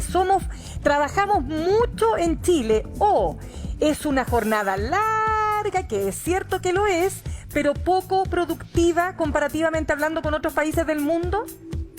Mira, a mí me da una rabia cuando yo escucho al presidente de la Comisión de Productividad como que el trabajador es improductivo chileno, y los compara con los alemanes. Pero si no es ninguna gracia. Si yo tengo un computador que es súper veloz, tengo que tener mayor nivel de productividad que el chileno, que le entregan un computador viejo. ¿Entiendes tú? Depende mucho de la correlación que existe entre el trabajador y hoy día la máquina. Totalmente. Si incluso estoy trabajando con un robot, mayor es la productividad. Efectivamente, y eso se mencionó, las horas de movilización producen un cansancio innecesario en el trabajador. A mí me consta, yo cuando iba a Fantuzzi en la mañana, a las 6:30 de la mañana, la mayoría de los trabajadores van durmiendo en la micro. Muertos de sueño, cansadísimos. Date cuenta lo cansado que es llegar un trabajador. Reventado. Oye, y con respecto a la productividad, es injusto achacárselo al trabajador. El trabajador chileno escucha bien, el 50% de los trabajadores chilenos no saben interpretar lo que leen. ¿Es culpa de él? No. De la mala educación que se le entregó. Sí, pues. Totalmente cierto. Claro, se le entregó una mala educación, colegios técnicos que no eran en relación al mundo nuevo. Entonces hay que pensar en forma distinta. Lo que yo puse recién en un Twitter con la ministra, con mucho respeto, se está juntando con la CPC. Efectivamente es importante la CPC y la CUT, no cabe ninguna duda. Pero la incidencia de los costos de los trabajadores es mucho mayor, pero muchísimo mayor en las pymes. Por eso es que es tan importante que la realidad se junte. Porque una de las diputadas mencionaba los costos. Viene un tsunami de costos. Salario mínimo, horas de trabajo, la previsión, la sala cuna universal, etcétera. Mauricio mencionaba también el almuerzo, que de media hora hice a una hora. Claro. Todos esos costos hacen que la empresa sea menos competitiva. ¿Cómo logramos ser más competitiva? Yo pertenezco a la Asociación de Exportadores Manufactura. Yo me considero un fracaso. Considero un fracaso. La matriz exportadora sigue exactamente igual 30 años. Imagínate. Y jamás vamos a poder mejorar efectivamente el salario mínimo si seguimos exportando puras materias primas. Hay que incorporar valor agregado. Tenemos 1.200.000 alumnos. Necesitan 1 millón. Van a terminar en Uber esos niños. Si los padres se sacaron la mugre para educarlos. No, totalmente cierto, Roberto. Hagámosle la pregunta. No, por favor. No hablo más. Dice que no habla más, por favor, hable más. Porque hay una opinión muy sensata que siempre nos encanta tener, Roberto, además, con el cariño que se te tiene. Diputado Orsini, parece que el tema está sobre la mesa, es decir, para jugar con la misma figura que planteaba Roberto Fantuzzi, ¿no? ¿Cómo hacemos para comprarnos ese robot que nos permita ser más productivos, digamos, si eso no está? Y trabajar menos, pues. ¿Qué tan viable es poder avanzar con lo de las 40 horas, que yo creo que genera consenso? Todos estamos de acuerdo. El tema, ¿cómo es que aquello también no perjudica a esas pymes que se han visto afectadas, diputada? Sí, es que hay una parte de la tesis que plantea Roberto que yo no comparto. Yo no creo que acá nadie esté culpando a los trabajadores por la baja productividad que tiene Chile. Y efectivamente es verdad que en Chile somos uno de los países que más horas trabaja, de los países de la OCDE, y los que menos producen. Pero eso no es culpa del trabajador, eso es culpa de sus condiciones laborales. Y está comprobado, hay premios Nobel en economía que han planteado que la productividad va de la mano con las condiciones laborales, con el salario, con la salud mental. Cuando un trabajador está agradecido, cuando está conforme con su trabajo, cuando recibe un salario que le parece justo, cuando tiene una salud mental estable porque puede llegar a su casa y acostar a sus niños en la noche en la cama y no llega cuando están dormidos, produce más y mejor. Entonces nosotros creemos que este proyecto va a aumentar la productividad y no lo creo yo. Tengo un respaldo, estoy bien acompañada de muchos economistas de renombre, entre ellos, como te decía, premios Nobel en economía que han planteado tesis como la que se está planteando. Así que yo no comparto, la verdad, que alguien acá esté responsabilizando a los trabajadores o alguien esté diciendo que los trabajadores son flojos y por eso estamos produciendo poco. Es que no lo dijo. Para ser justo. No dije eso, no dije. Sí, Roberto, al tiro. Es que solo para ser justo, Roberto nunca dijo eso ni atribuyó eso. Así que, Roberto, le damos la palabra a usted. Mira, fíjate que yo estoy en una campaña que ahí comparto con la diputada el problema de los dientes en nuestro país. Los mayores de 65 años, el 73% tiene picadura. Escuchen bien, el 33% no tiene ni un diente. Pierde la dignidad, ¿verdad? 33. Date cuenta de una persona que va a trabajar. Porque en el fondo, cuando a mí me falta un diente, me transformo casi en discapacitado porque me falta una parte y pierdo dignidad. Hablo así. Sí, por supuesto. Ese tipo de persona está produciendo menos, entonces está dentro de la salud mental. Hay que hacer una campaña enorme, hay que hacer muchas cosas. La movilización no pueden ser las 2 horas de tránsito desde su casa al trabajo y así sucesivamente. Pensar el concepto de Slim, que yo no lo compartía anteriormente, pero si son 40 horas, sería bastante compatible hacerlo en menos días de trabajo. Hoy día estamos en 5 horas, 4 días de trabajo. Buscar la solución, porque efectivamente la diputada tiene toda la razón. La productividad se puede mejorar si mejora el clima laboral. Por eso que yo soy enemigo de darle el beneficio a los discapacitados. Los discapacitados en nuestro país hacen un favor a la empresa cuando trabajan dentro de una empresa, porque mejora el clima laboral y todos los trabajadores son más solidarios y más productivos. Entonces hay que tomar no solo una medida, varias. Claro, pero la preocupación que la dijo la diputada Flores es que si lo hacemos todos a la vez, sí, pues. Y lo dijo la ministra del Trabajo, hay que reconocerle la palabra gradualidad. Es verdad. Roberto, ahí le preguntamos a la diputada Camila Flores, porque diputada, ¿sabe lo que pasa? Que está todo carísimo, los sueldos no suben, pero sube todo.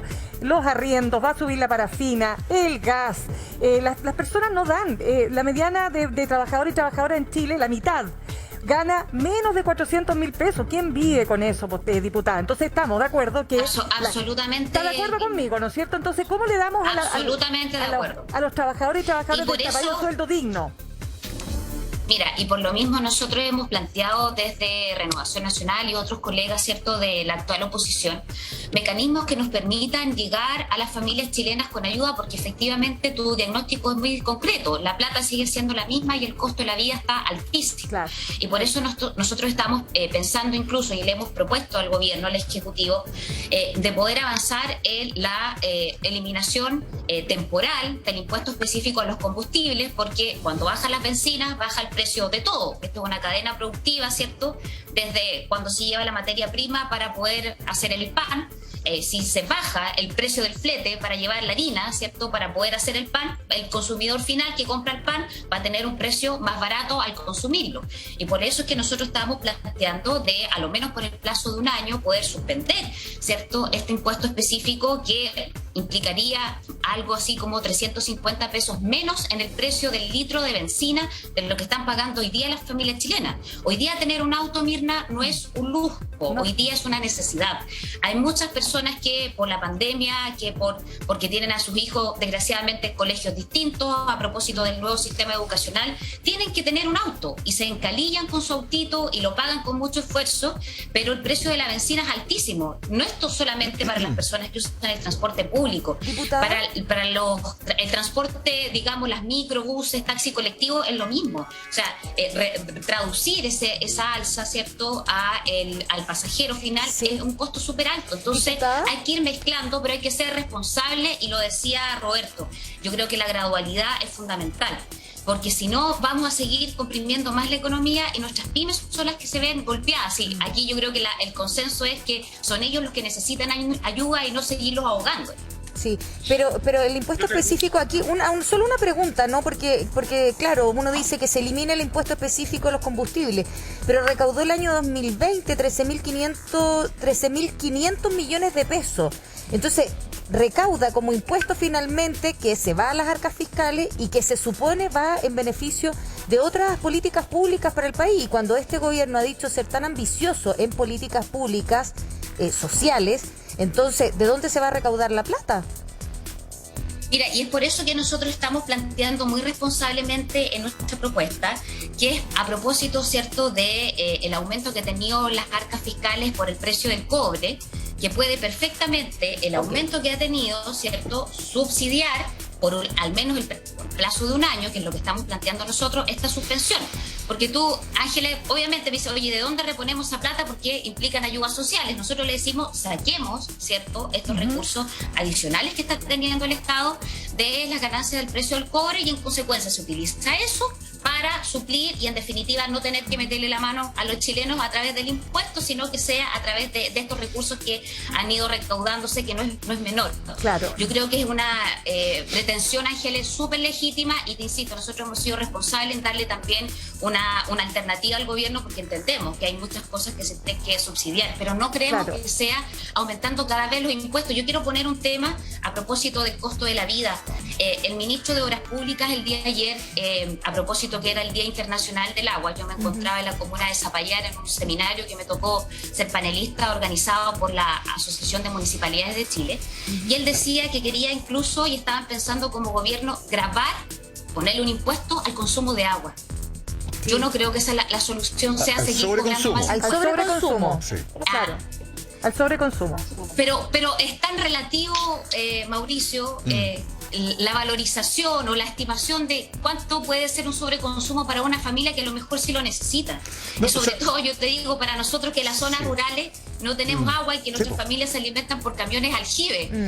Entonces, diputada, convengamos que, claro, y es bueno lo que dice usted, convengamos que esto que nos alerta a nosotros, porque podríamos tener racionamiento de agua en Las Condes, en Vitacura, gran tema, salen los titulares, es la realidad de muchas comunas, por ejemplo, mucho lo vivimos nosotros en Petorca, por ejemplo. Claro. Sí, se entiende. La comuna de Nogales estuvo con racionamiento hace unas semanas atrás. Claro, pero quizás es otro tema, pero claro, el sobreconsumo tiene que ver con el promedio, digamos, y si hay gente que gasta más y tiene parques, jardines, bueno, eventualmente podría consumir, pagar un poco más. Ahora, evidentemente esto tiene que ver con una cosa estructural y ahí se conecta con el tema que estamos hablando nosotros, que estas medidas pueden ser buenas, malas, vistosas o no, pero si no hay una cosa más estructural de fondo, ¿qué es lo que sucede? Vuelvo entonces con la diputada Orsini. ¿Cuál es el escenario entonces, diputada, para lo que viene? Usted decía, esperamos nosotros que el gobierno ponga urgencia a este proyecto, digamos, ¿no? Uno se pregunta si a lo mejor internamente esa información ustedes ya no la tienen, tomando en cuenta la cercanía, por ejemplo, usted que tiene con la actual administración. Sí, es un compromiso de gobierno que está dentro de las primeras medidas que debiésemos tomar, pero quiero ser clara con algo para no generar pánico. Estamos todos de acuerdo en este panel y también en la Cámara de Diputados y Diputadas que esto tiene que ser con gradualidad y con apoyo a las pequeñas y medianas empresas, en particular a las pequeñas empresas que sabemos no se han podido recuperar de la crisis económica producto de la pandemia. Y cuando hablamos de gradualidad, ¿hablamos de qué? Por ejemplo, de 45, que es lo actual, ir bajando a 42 años. Digo, no sé, ¿hay alguna idea más o menos de cómo se proyecta esta gradualidad? No hay hoy día, no está presentado las indicaciones por parte del Ejecutivo, porque hoy día, recordemos que el proyecto se presentó cuando esta administración era oposición. Sí. Por tanto, nosotros no podíamos disponer de recursos públicos. Lo único que hace el proyecto que está aprobado es establecer que la jornada laboral debe rebajarse.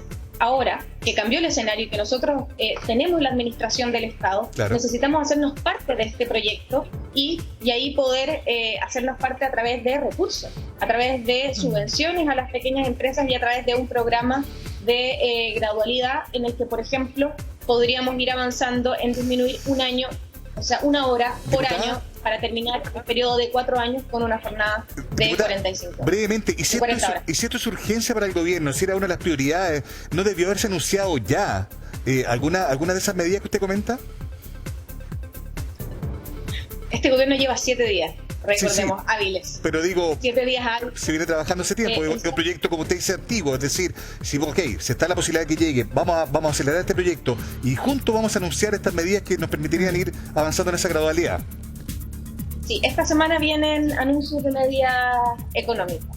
Tengo información sobre aquello, así que les pediría que esperáramos esta semana porque viene una propuesta de un plan económico de reactivación inclusiva, como la ha llamado este gobierno, para reactivar aquellos sectores, como decía, que están más rezagados, las mujeres, los jóvenes y las pequeñas y medianas empresas. Muy bien, diputada Maite Orsini, diputada Camila Flores, Roberto Fantuzzi, muchísimas gracias por haber estado con nosotros esta mañana en Tu Día. Que tengamos entonces, cuando hablábamos de las famosas 40 horas, ¿verdad?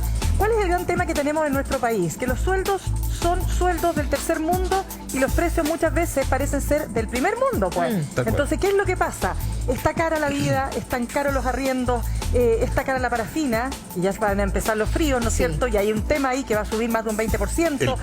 El pan pues, va a sobrepasar la barrera de los pesos, la luz, las cuentas de luz, pero además el gas, etcétera. Es decir, hay una cantidad de factores que están afectando a las familias, por cierto que sí. Y nuestro doctor Bolsillo nos viene a explicar esto. Y usted acaba de notar ahí arriba, estoy mirando... Algo muy interesante. ¿Retiro? Sí, muy buenos días, Mirna, Ángeles, Mauricio. Hola, doctor. Hemos escuchado noticias bien apocalípticas en la prensa que va a pasar esto, esto, otro, pero también quiero contarle algunas cosas para darle un poco de calma a todas las personas que nos están viendo, porque el ministro Marcel está haciendo cosas. Gracias, doctor. Ya, para contener. Pero me gustaría volver a una conversación que no pudimos tener ayer con los diputados Calixto y especialmente con el diputado Durán. Lamentablemente ellos no pudieron conversar, no conmigo, sino que con los chilenos y chilenas que están interesados en saber respecto a esto. Yo les hice una pregunta con respecto a cuántas personas podíamos beneficiar con los retiros o cuántas personas quedaban fuera de esto. Y quería darle el dato siguiente, diputados. A ver. Esta información de CIEDES y de la Asociación de FP, no son datos míos. Como dice el dicho, tú puedes tener tu propia opinión, pero no tus propios datos. 2,1 millones de personas no tienen un peso. Eran más, pero después vino este abono de 100.000 pesos del año pasado. Si ustedes se acuerdan, no tienen nada. Por lo tanto, esta política pública no les sirve de nada. Con el quinto retiro hay 3,1 millones de personas que quedarían sin saldo. O sea, hay casi 1 millón de personas que pueden retirar menos de 100.000 pesos, ojo. Y hay prácticamente 2 millones de personas que pueden retirar hasta 500.000 pesos. Entonces, ¿qué les quiero decir con eso? Que finalmente con estos quintos retiros estamos beneficiando no a esos 5 millones de personas, sino que a los que tienen más, a los que pueden comprar departamentos, hacer manejo tributario con el APD, una serie de elementos. Es cierto, ayer me escribió una señora y me dijo, yo necesito plata. Hay muchos chilenos que necesitan plata, pero también es cierto que siempre nuestras necesidades superan nuestros recursos. Por lo tanto, hay otras herramientas de política pública. No estamos en el año 2020 en que no estaba mejorado el registro social de hogares.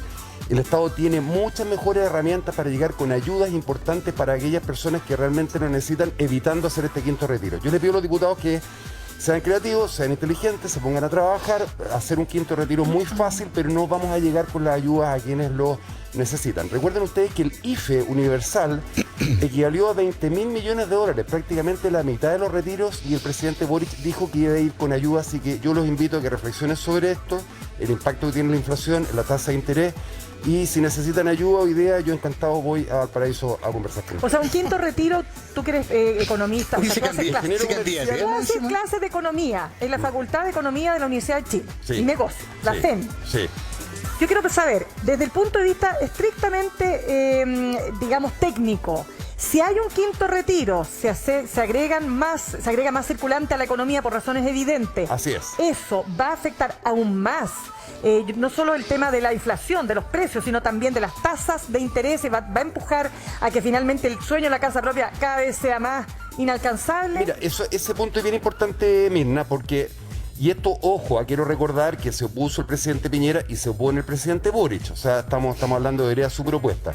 Finalmente, un gran componente del aumento de las tasas de los créditos hipotecarios se debió a los retiros. Las tasas de interés no están tan relacionadas con lo que pasa con la guerra y con todas esas cosas, las tasas de los créditos hipotecarios. Y hoy día vemos de muchas personas de clase media o las personas que menos recursos tienen. Cuando una persona tiene dinero y el banco te dice, mira, tienes que poner más de pie, el tipo y lo pone, digamos. Claro. Entonces, finalmente están comprando hoy día más que nada los inversionistas. Una pregunta, ¿le puedo hacer una pregunta? Yo lo que nunca he logrado entender y me declaro ignorante. Pues una pregunta, si la hago a usted. Yo no entiendo por qué si la gente tiene más dinero colapsa la economía, pero pareciera que mientras menos dinero tiene para gastar, la economía está bien. ¿Se entiende la pregunta? Sí.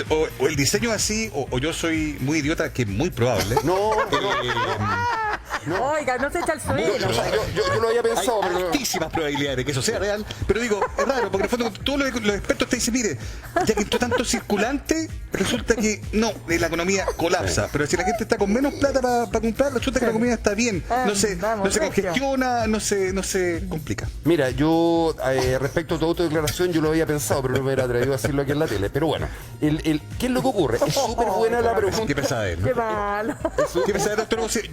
Yo que... Tarjeta amarilla, doctor Bolsillo. El fin de semana no me mande más fotos de sus amigos ensayando en Valparaíso, entonces. Y eso que Mauricio ha sido mi amigo, me ha tratado bien. Mira, es muy buena la pregunta, Mauricio, porque en economía se habla de lo que se llama la oferta y la demanda. Cuando hay más plata por ejemplo, el IFE o los retiros de la AFP, la demanda por ciertos productos aumenta y la gente sale a comprar. Pero el problema que hay, y lo que nos ocurrió con la pandemia y con las cuarentenas, es que la oferta no solamente no aumentó, sino que se redujo. Entonces yo tengo menos cosas para vender y ustedes tienen más plata para comprar. Y finalmente, ¿qué hago yo? Termino subiendo los precios. Por eso, lo que dijo el ministro Cerda y rápidamente dijo el ministro Marcel, es súper importante recuperar rápidamente los empleos productivos, para aumentar la oferta de bienes y servicios en la economía para que no se produzcan estas escaladas de precios. Buena pregunta, Mauricio. Sí, bueno, pero lo de la pandemia además fue excepcional porque además teníamos pocos productos acá, nos llegaban productos de...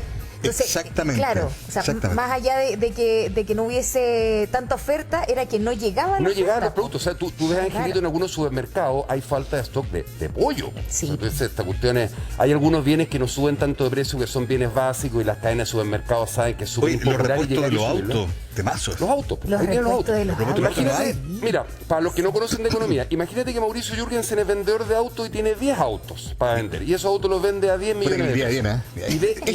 Eso debería haber escogido como carro. Fíjate, y ve que hay filas para comprarle el auto. ¿Qué dice Mauricio? Bueno, se los vendo a los que están dispuestos a pagar más. Claro. Eso Muy no bien. ocurre. Bueno, vamos al tema de la alza de las cosas concretas que hemos estado conversando en la previa, ¿no? Claro, Vamos. los servicios básicos, pues, A ver, doctor vámonos, mira, Bolsillo. Productos básicos.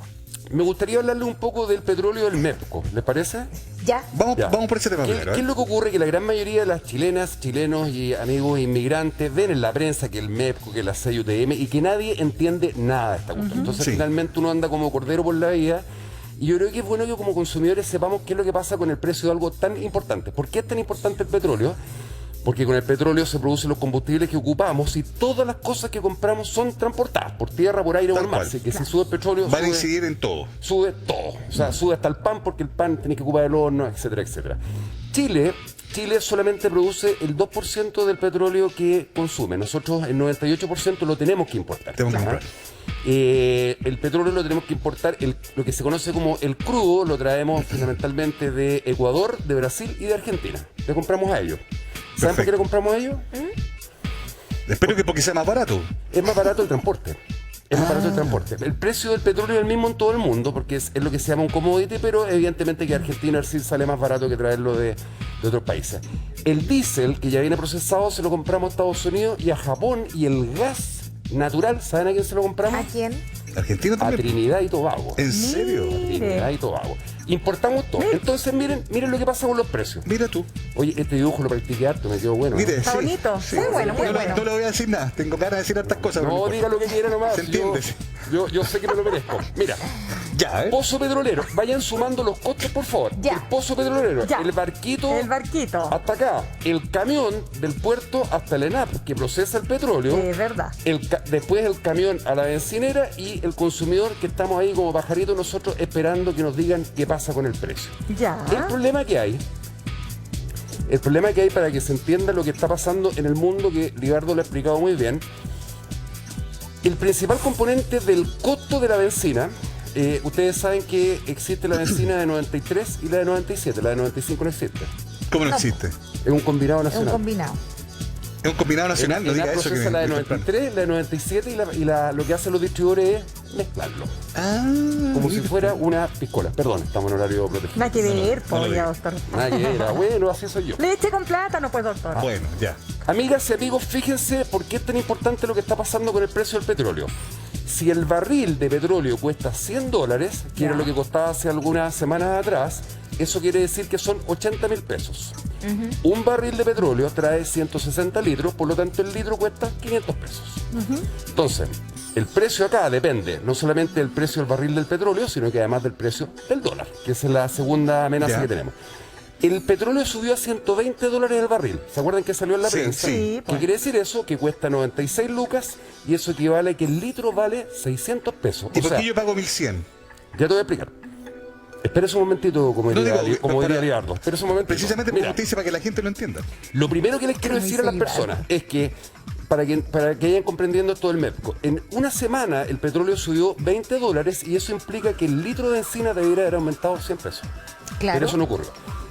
Lo segundo que ocurre, para responderle a Mauricio, es que, bueno, aparte del petróleo está lo que gana el distribuidor y el costo de transporte, pero el precio está dado por el petróleo y por los impuestos. Perfecto. ¿Ya?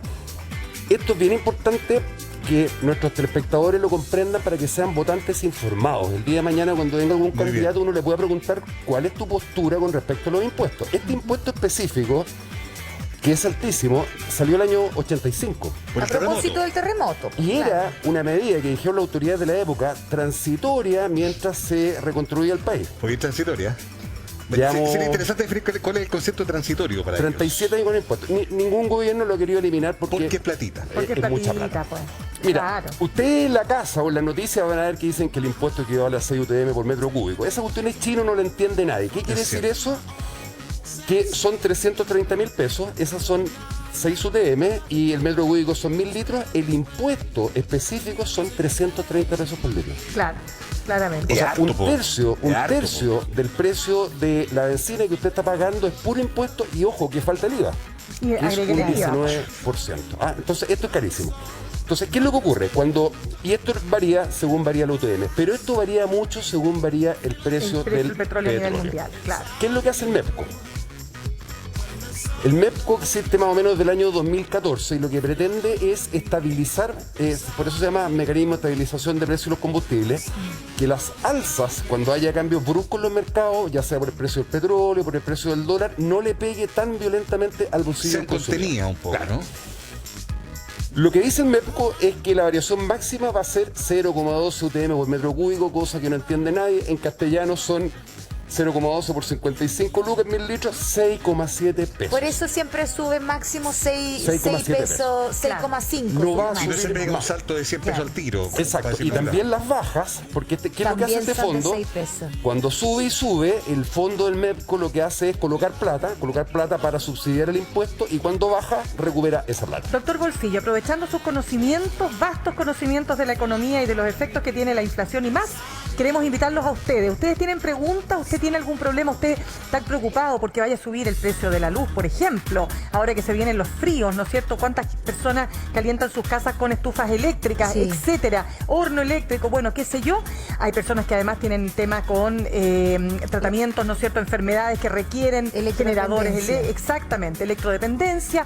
Pero hay muchas otras cosas más que estamos preocupados. Queremos saber su opinión. Háganos llegar sus preguntas, ¿por qué no? Un video con su nombre al más 569-5148-1313, y aquí el doctor Bolsillo va a estar contestando sus inquietudes. Doctor Bolsillo, sigamos entonces. Sigamos. Mira, porque ahí entonces, está la parafina, oiga. La parafina que la tiene ahí. Sí, vamos a conversar de eso porque a mí me interesa también darle alguna tranquilidad a las personas que nos escuchan, porque de verdad las noticias a veces son medio apocalípticas. Claro. El MEPCO tenía un fondo de $500 millones que el ministro de anterior, Cerda, dijo esta cuestión se va a acabar, y lo aumentaron a $750 millones. Y ayer se aprobó aumentarlo a $1.500 millones, porque con eso tenemos cubierto que no vamos a tener estas alzas de benzina de 200, 300, 400 pesos como deberían haber ocurrido. Así que esa es la primera señal de tranquilidad. Ahora, ojo. Si esto sigue así, y si sigue la escalada de petróleo, vamos a estar viendo alzas de 7 pesos toda la semana. Así que vamos a tener que tener algunos cuidados con el manejo de los vehículos. Lo otro que está ocurriendo, Mirna y Ángeles, es que resulta que una cosa es la benzina y el petróleo, pero otra cosa es un elemento muy importante para las familias como es la parafina. Se nos viene el invierno rápidamente y ocupamos la parafina como calefacción, y lo que pasa con el gas licuado. ¿Saben a cuánto está la parafina? ¿A cuánto? ¿A cuánto está? En promedio en Santiago, 960 pesos el litro. Cara, porque siempre la parafina era lo más barato. Sí, pues. Yo no tengo estufa a parafina, no ocupo nada de parafina porque a mi hija le da alergia, pero claramente era lo más barato, siempre fue lo más barato para Angelito, tú hace 2 años atrás llenabas estos bidones para la estufa con esos de 20 litros con 10 lucas, costaba 500 pesos el litro. Claro. Y había una gran diferencia entre el precio de la benzina y la parafina. Sí, es cierto. Hoy día la parafina cuesta 9.60. Casi lo mismo que el litro de Está muy cerca. Claro, muy cerca. Y fíjense lo que está pasando. Lo que pasa es que la benzina tiene este impuesto específico de 330 pesos que les contaba, y la parafina no lo tiene. ¿Saben por qué está tan cara la parafina? ¿Por qué? Porque resulta que la parafina no está dentro del MEPCO. Ya.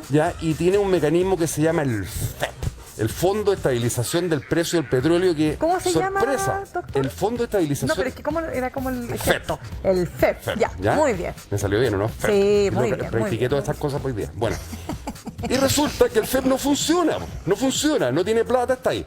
Ajá. Esta es opinión personal. O sea, un fondo sin fondo, ¿cómo es eso? Claro, ¿qué es lo que ocurre? Que nadie se preocupó porque la cuestión no era problema. La parafina era barata y ahora nos empezamos a preocupar. Pero dice el gobierno que le va a poner plata a ese fondo. Sí, eso ayer Mario... Esa es la discusión.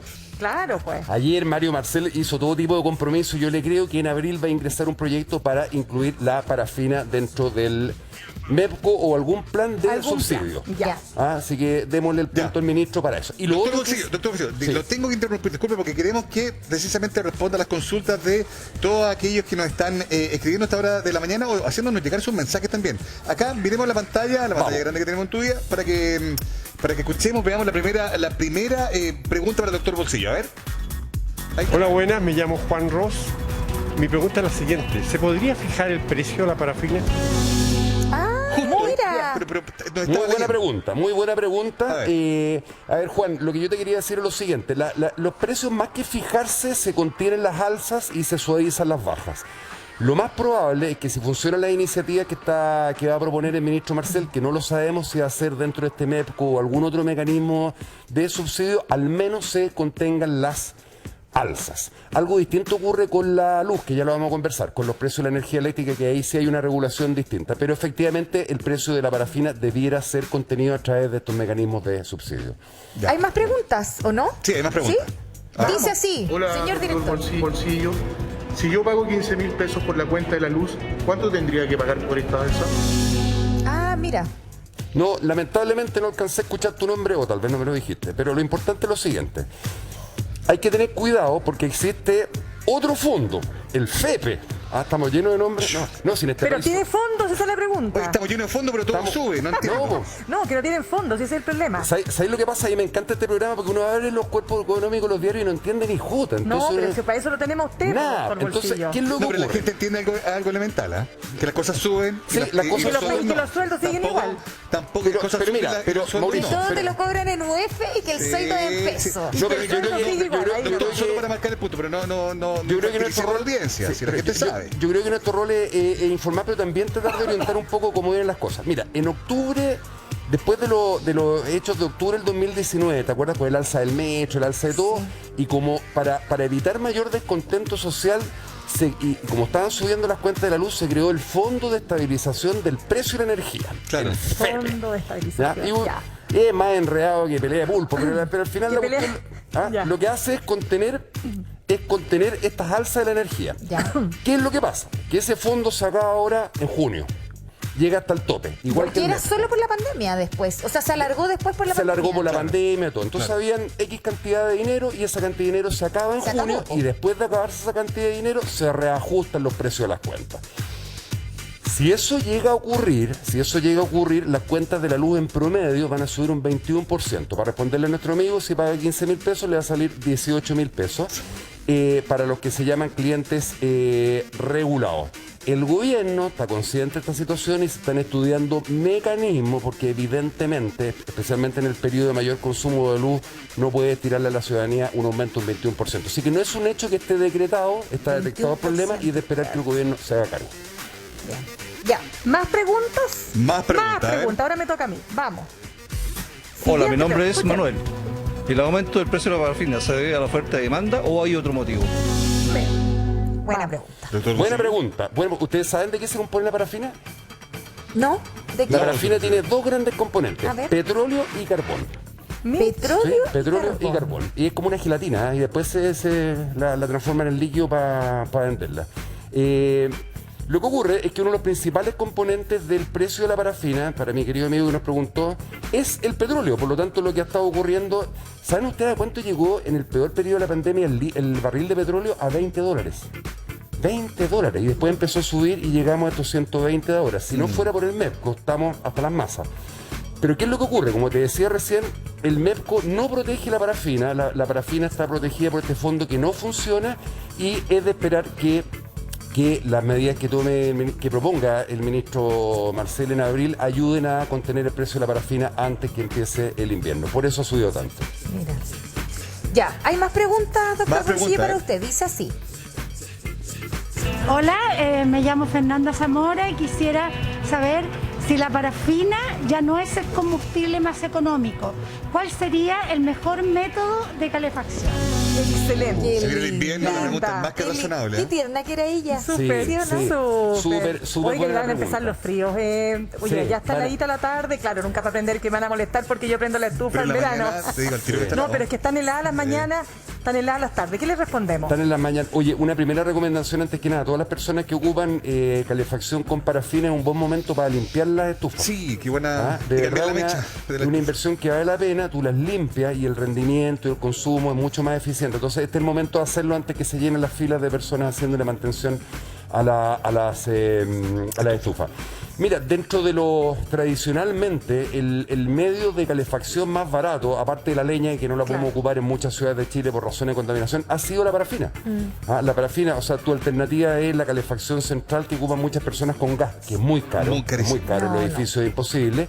Y otras personas que ocupan calefacción eléctrica, pero los calefactores eléctricos en invierno la cuenta también Una persona que vive eso. Pero es que aparte, pues, doctor, el eléctrico funciona súper bien para la gente que es alérgica, asmática y todo eso. Funciona perfecto, pero es carísimo. Pero tampoco tempera toda la casa y uno tiene que tener calefactores por espacio. Entonces son espacios demasiado reducidos. Claro, y ¿sabes qué, Angelito? Que hoy día la tecnología de las estufas ha mejorado. ¿Te acuerdas cuando empezaron a llegar estas japonesas hace como unos 10 años atrás? Sí. ¿Ya? Pero hoy día son realmente buenas, calefaccionan un amplio espacio de la casa y tradicionalmente era el medio favorito de muchas personas que se cambiaron a parafina. Entonces, yo espero que vuelva a ser realmente el medio de calefacción más económico, porque hoy día ya entró a competir por precio con la luz y con el gas.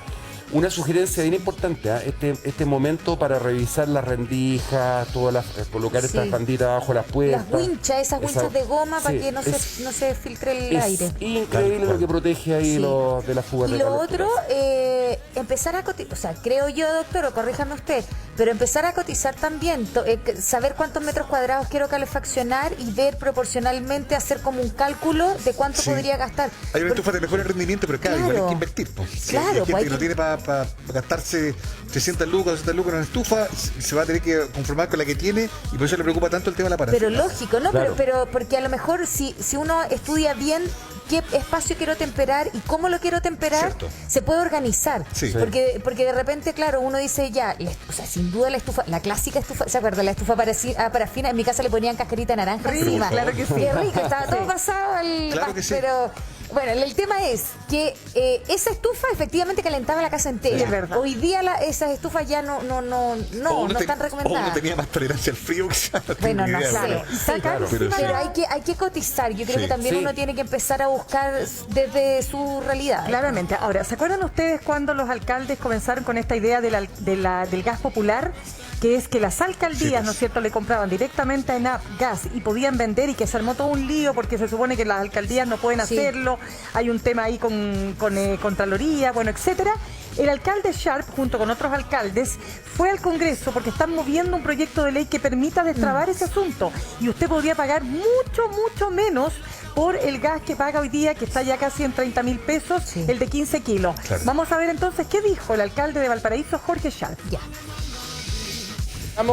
De aquí a un mes más, quizás podamos alcanzar para en junio, estar vendiendo y llegando a las primeras casas con el gas popular. Así que es básicamente los alcaldes y las alcaldesas de la Asociación del Gas Popular queremos trabajar junto a este gobierno, junto al Congreso Nacional, para concretar en definitiva algo que la gente está demandando. Ayúdennos a vivir más dignamente, nos están ahogando las alzas de precio, la carestía de la vida, y aquí hay un camino concreto, viable y de rápida concreción que el gobierno puede tener precisamente para llegar a cada familia del país. ¿El alcalde se va a reunir ahora con el presidente de la Cámara? ¿Qué es lo que tienen contemplado? Tenemos una serie de reuniones, tanto con el presidente de la Cámara de Diputados, Soto, como también con el presidente del Senado, Elizalde, para poder ratificar el compromiso que los parlamentarios de todas las bancadas realizaron cuando eran candidatos. Por eso venimos a recordar el compromiso, porque cuando eran candidatos estaban todos de acuerdo con el gas popular. Bueno, vamos a refrescar la memoria con buena disposición para que haya un acuerdo transversal. Yo creo que, como ha dicho tanto el alcalde Rivas como el alcalde Carter, y comparten todos los alcaldes y las alcaldesas que están acá, la lucha por el gas popular no es una lucha ideológica o política, sino que es una lucha por la dignidad de miles de familias que ven cómo el invierno se acerca como un monstruo que puede pisar fuerte, y tienen aquí una herramienta, un camino, una posibilidad para poder vivir más dignamente. Entonces le vamos a recordar a los parlamentarios que cumplan con su compromiso de campaña y nos apoyen para legislar para que los municipios podamos vender gas popular, y el día de mañana también, ¿por qué no?, parafina popular.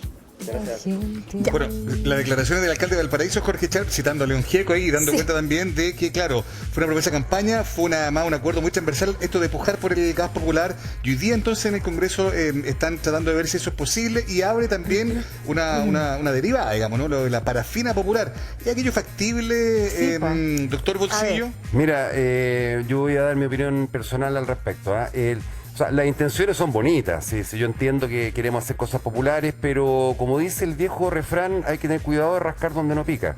Mira, el problema que tenemos... ¿Por qué? Porque aquí tenemos dos elementos importantes con el gas. El gas está subiendo de precio por las razones que ya comentábamos, ¿no es cierto? Hay problemas de de fondo, digamos, por respecto al mayor costo de importación, etcétera, etcétera. Pero también hay una situación que está en discusión en la Fiscalía Nacional Económica. Para quienes no hayan escuchado hablar de esa institución, claro, esa es la institución que regula que en Chile se produzca una competencia y que no haya reglines entre las empresas para fijar los precios, y está en discusión lo que está pasando con las 3 grandes distribuidoras de gas. Que eso es bien interesante. Esa es una, como dicen los periodistas, una noticia en desarrollo, ¿no es cierto? Sí.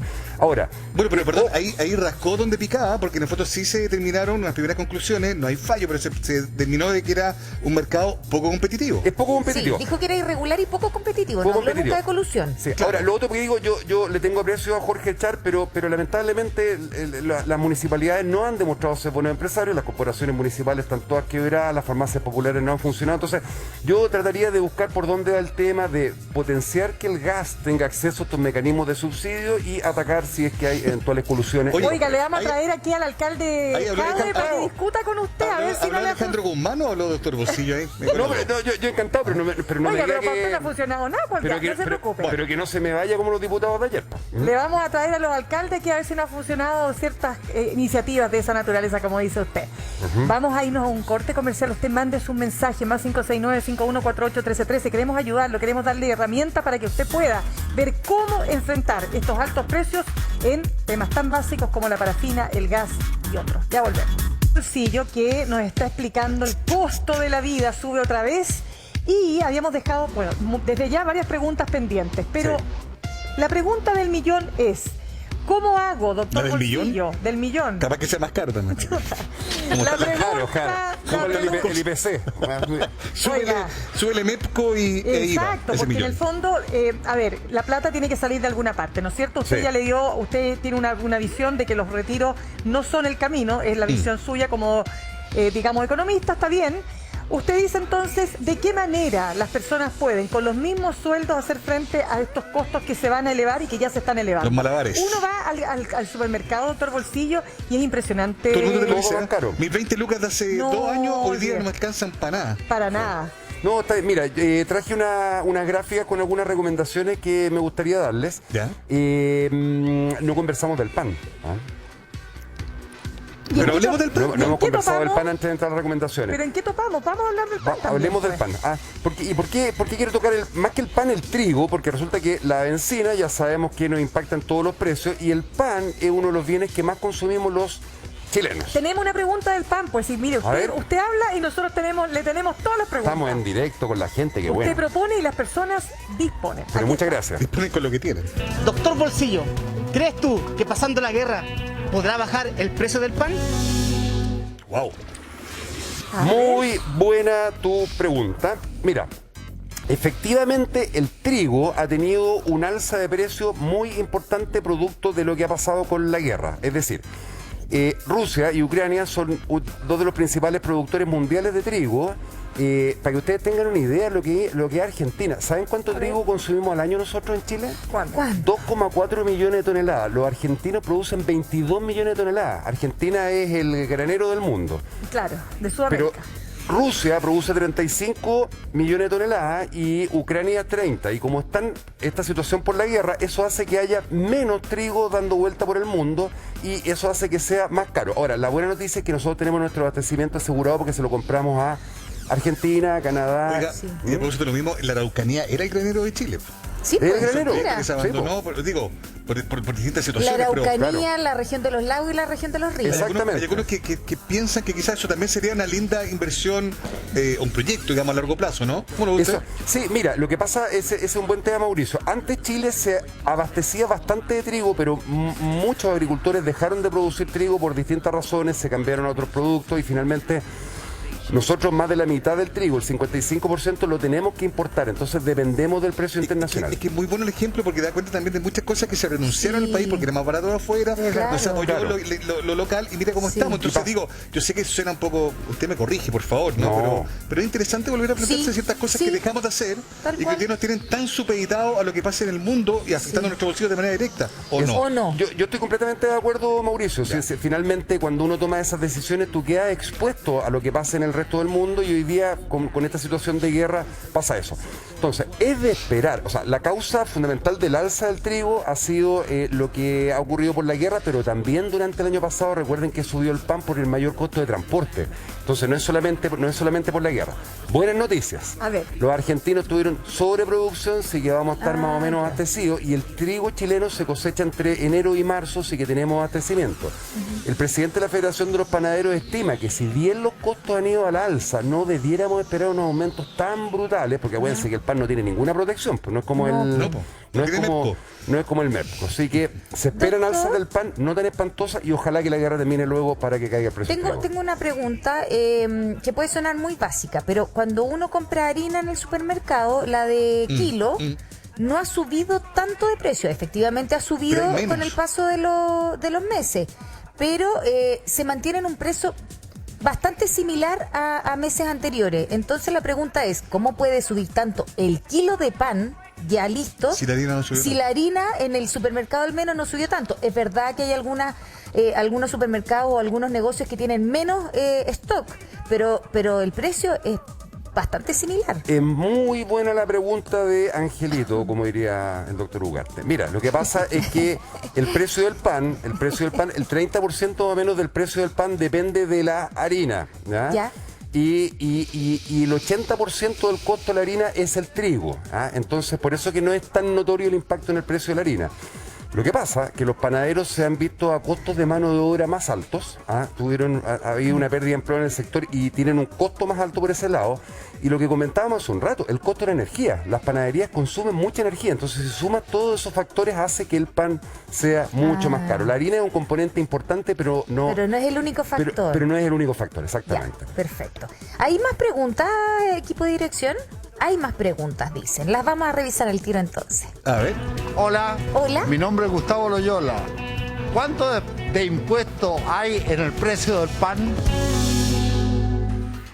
Gustavo Loyola. Buena pregunta, Gustavo. El precio del pan fundamentalmente aquí, a diferencia del precio de los combustibles, no hay impuestos específicos, más un impuesto medio raro que hay entre los ¿cómo se llama? Entre los molineros y los distribuidores, que es un impuesto que transan entre ellos, que es del orden del 10%, pero fundamentalmente el impuesto que grava al pan es el IVA, es el 19%.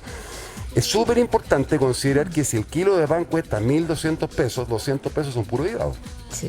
Está mucho más caro. Hay ciudades que ya costó 2 lucas, claro, ¿verdad? Está cobrando 2.100 pesos por kilo de pan. Exactamente. Claro. Y la marraqueta que están... ¿Cuál es el pan preferido? Una pregunta, pero ¿cuál es su pan preferido? La dobladita recién salida del horno con harta mantequilla. Como es flaco, y como es flaco se lo permite. Es mala pregunta, pero no es malo decir eso, porque el pan batido marraqueta. La marraqueta, pan francés. Los viñamarinos te entendemos. Yo le digo pan batido. Es más barato que la lluvia especial. Sí. Y es mejor. Pensando en... Y engorda menos. Además, claro, pero pensando en economía... Claro. Oye, pero es rica la marraqueta. Ahora el problema que tenemos, que eso yo sé que lo que voy a decir es altamente impopular, pero resulta que tenemos un tema de hábitos. Nosotros somos el segundo país del mundo que más pan consume. Claro que lo consumimos Mira, imagínate, una familia en promedio, una persona en promedio en Chile se come 90 kilos de pan al año. Imagínate una familia de 3 personas, son 25 kilos de pan al mes. 25 kilos de pan al mes, al ojo, son 45 lucas en puro pan.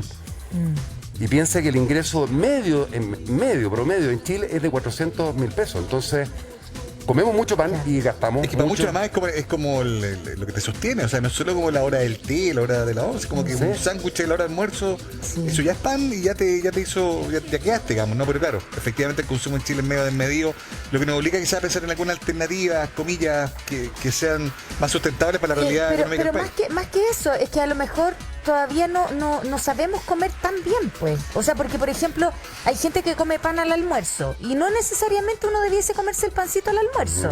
¿O no? Claro, exacto. Claro, porque si tiene todas las bases nutricionales, no es necesario el pan. No hay para qué sumar el pan. En la mañana, dicen los nutricionistas, nutriólogos y expertos en esta materia, los niños y todos los adultos debiésemos comernos la mitad del pan.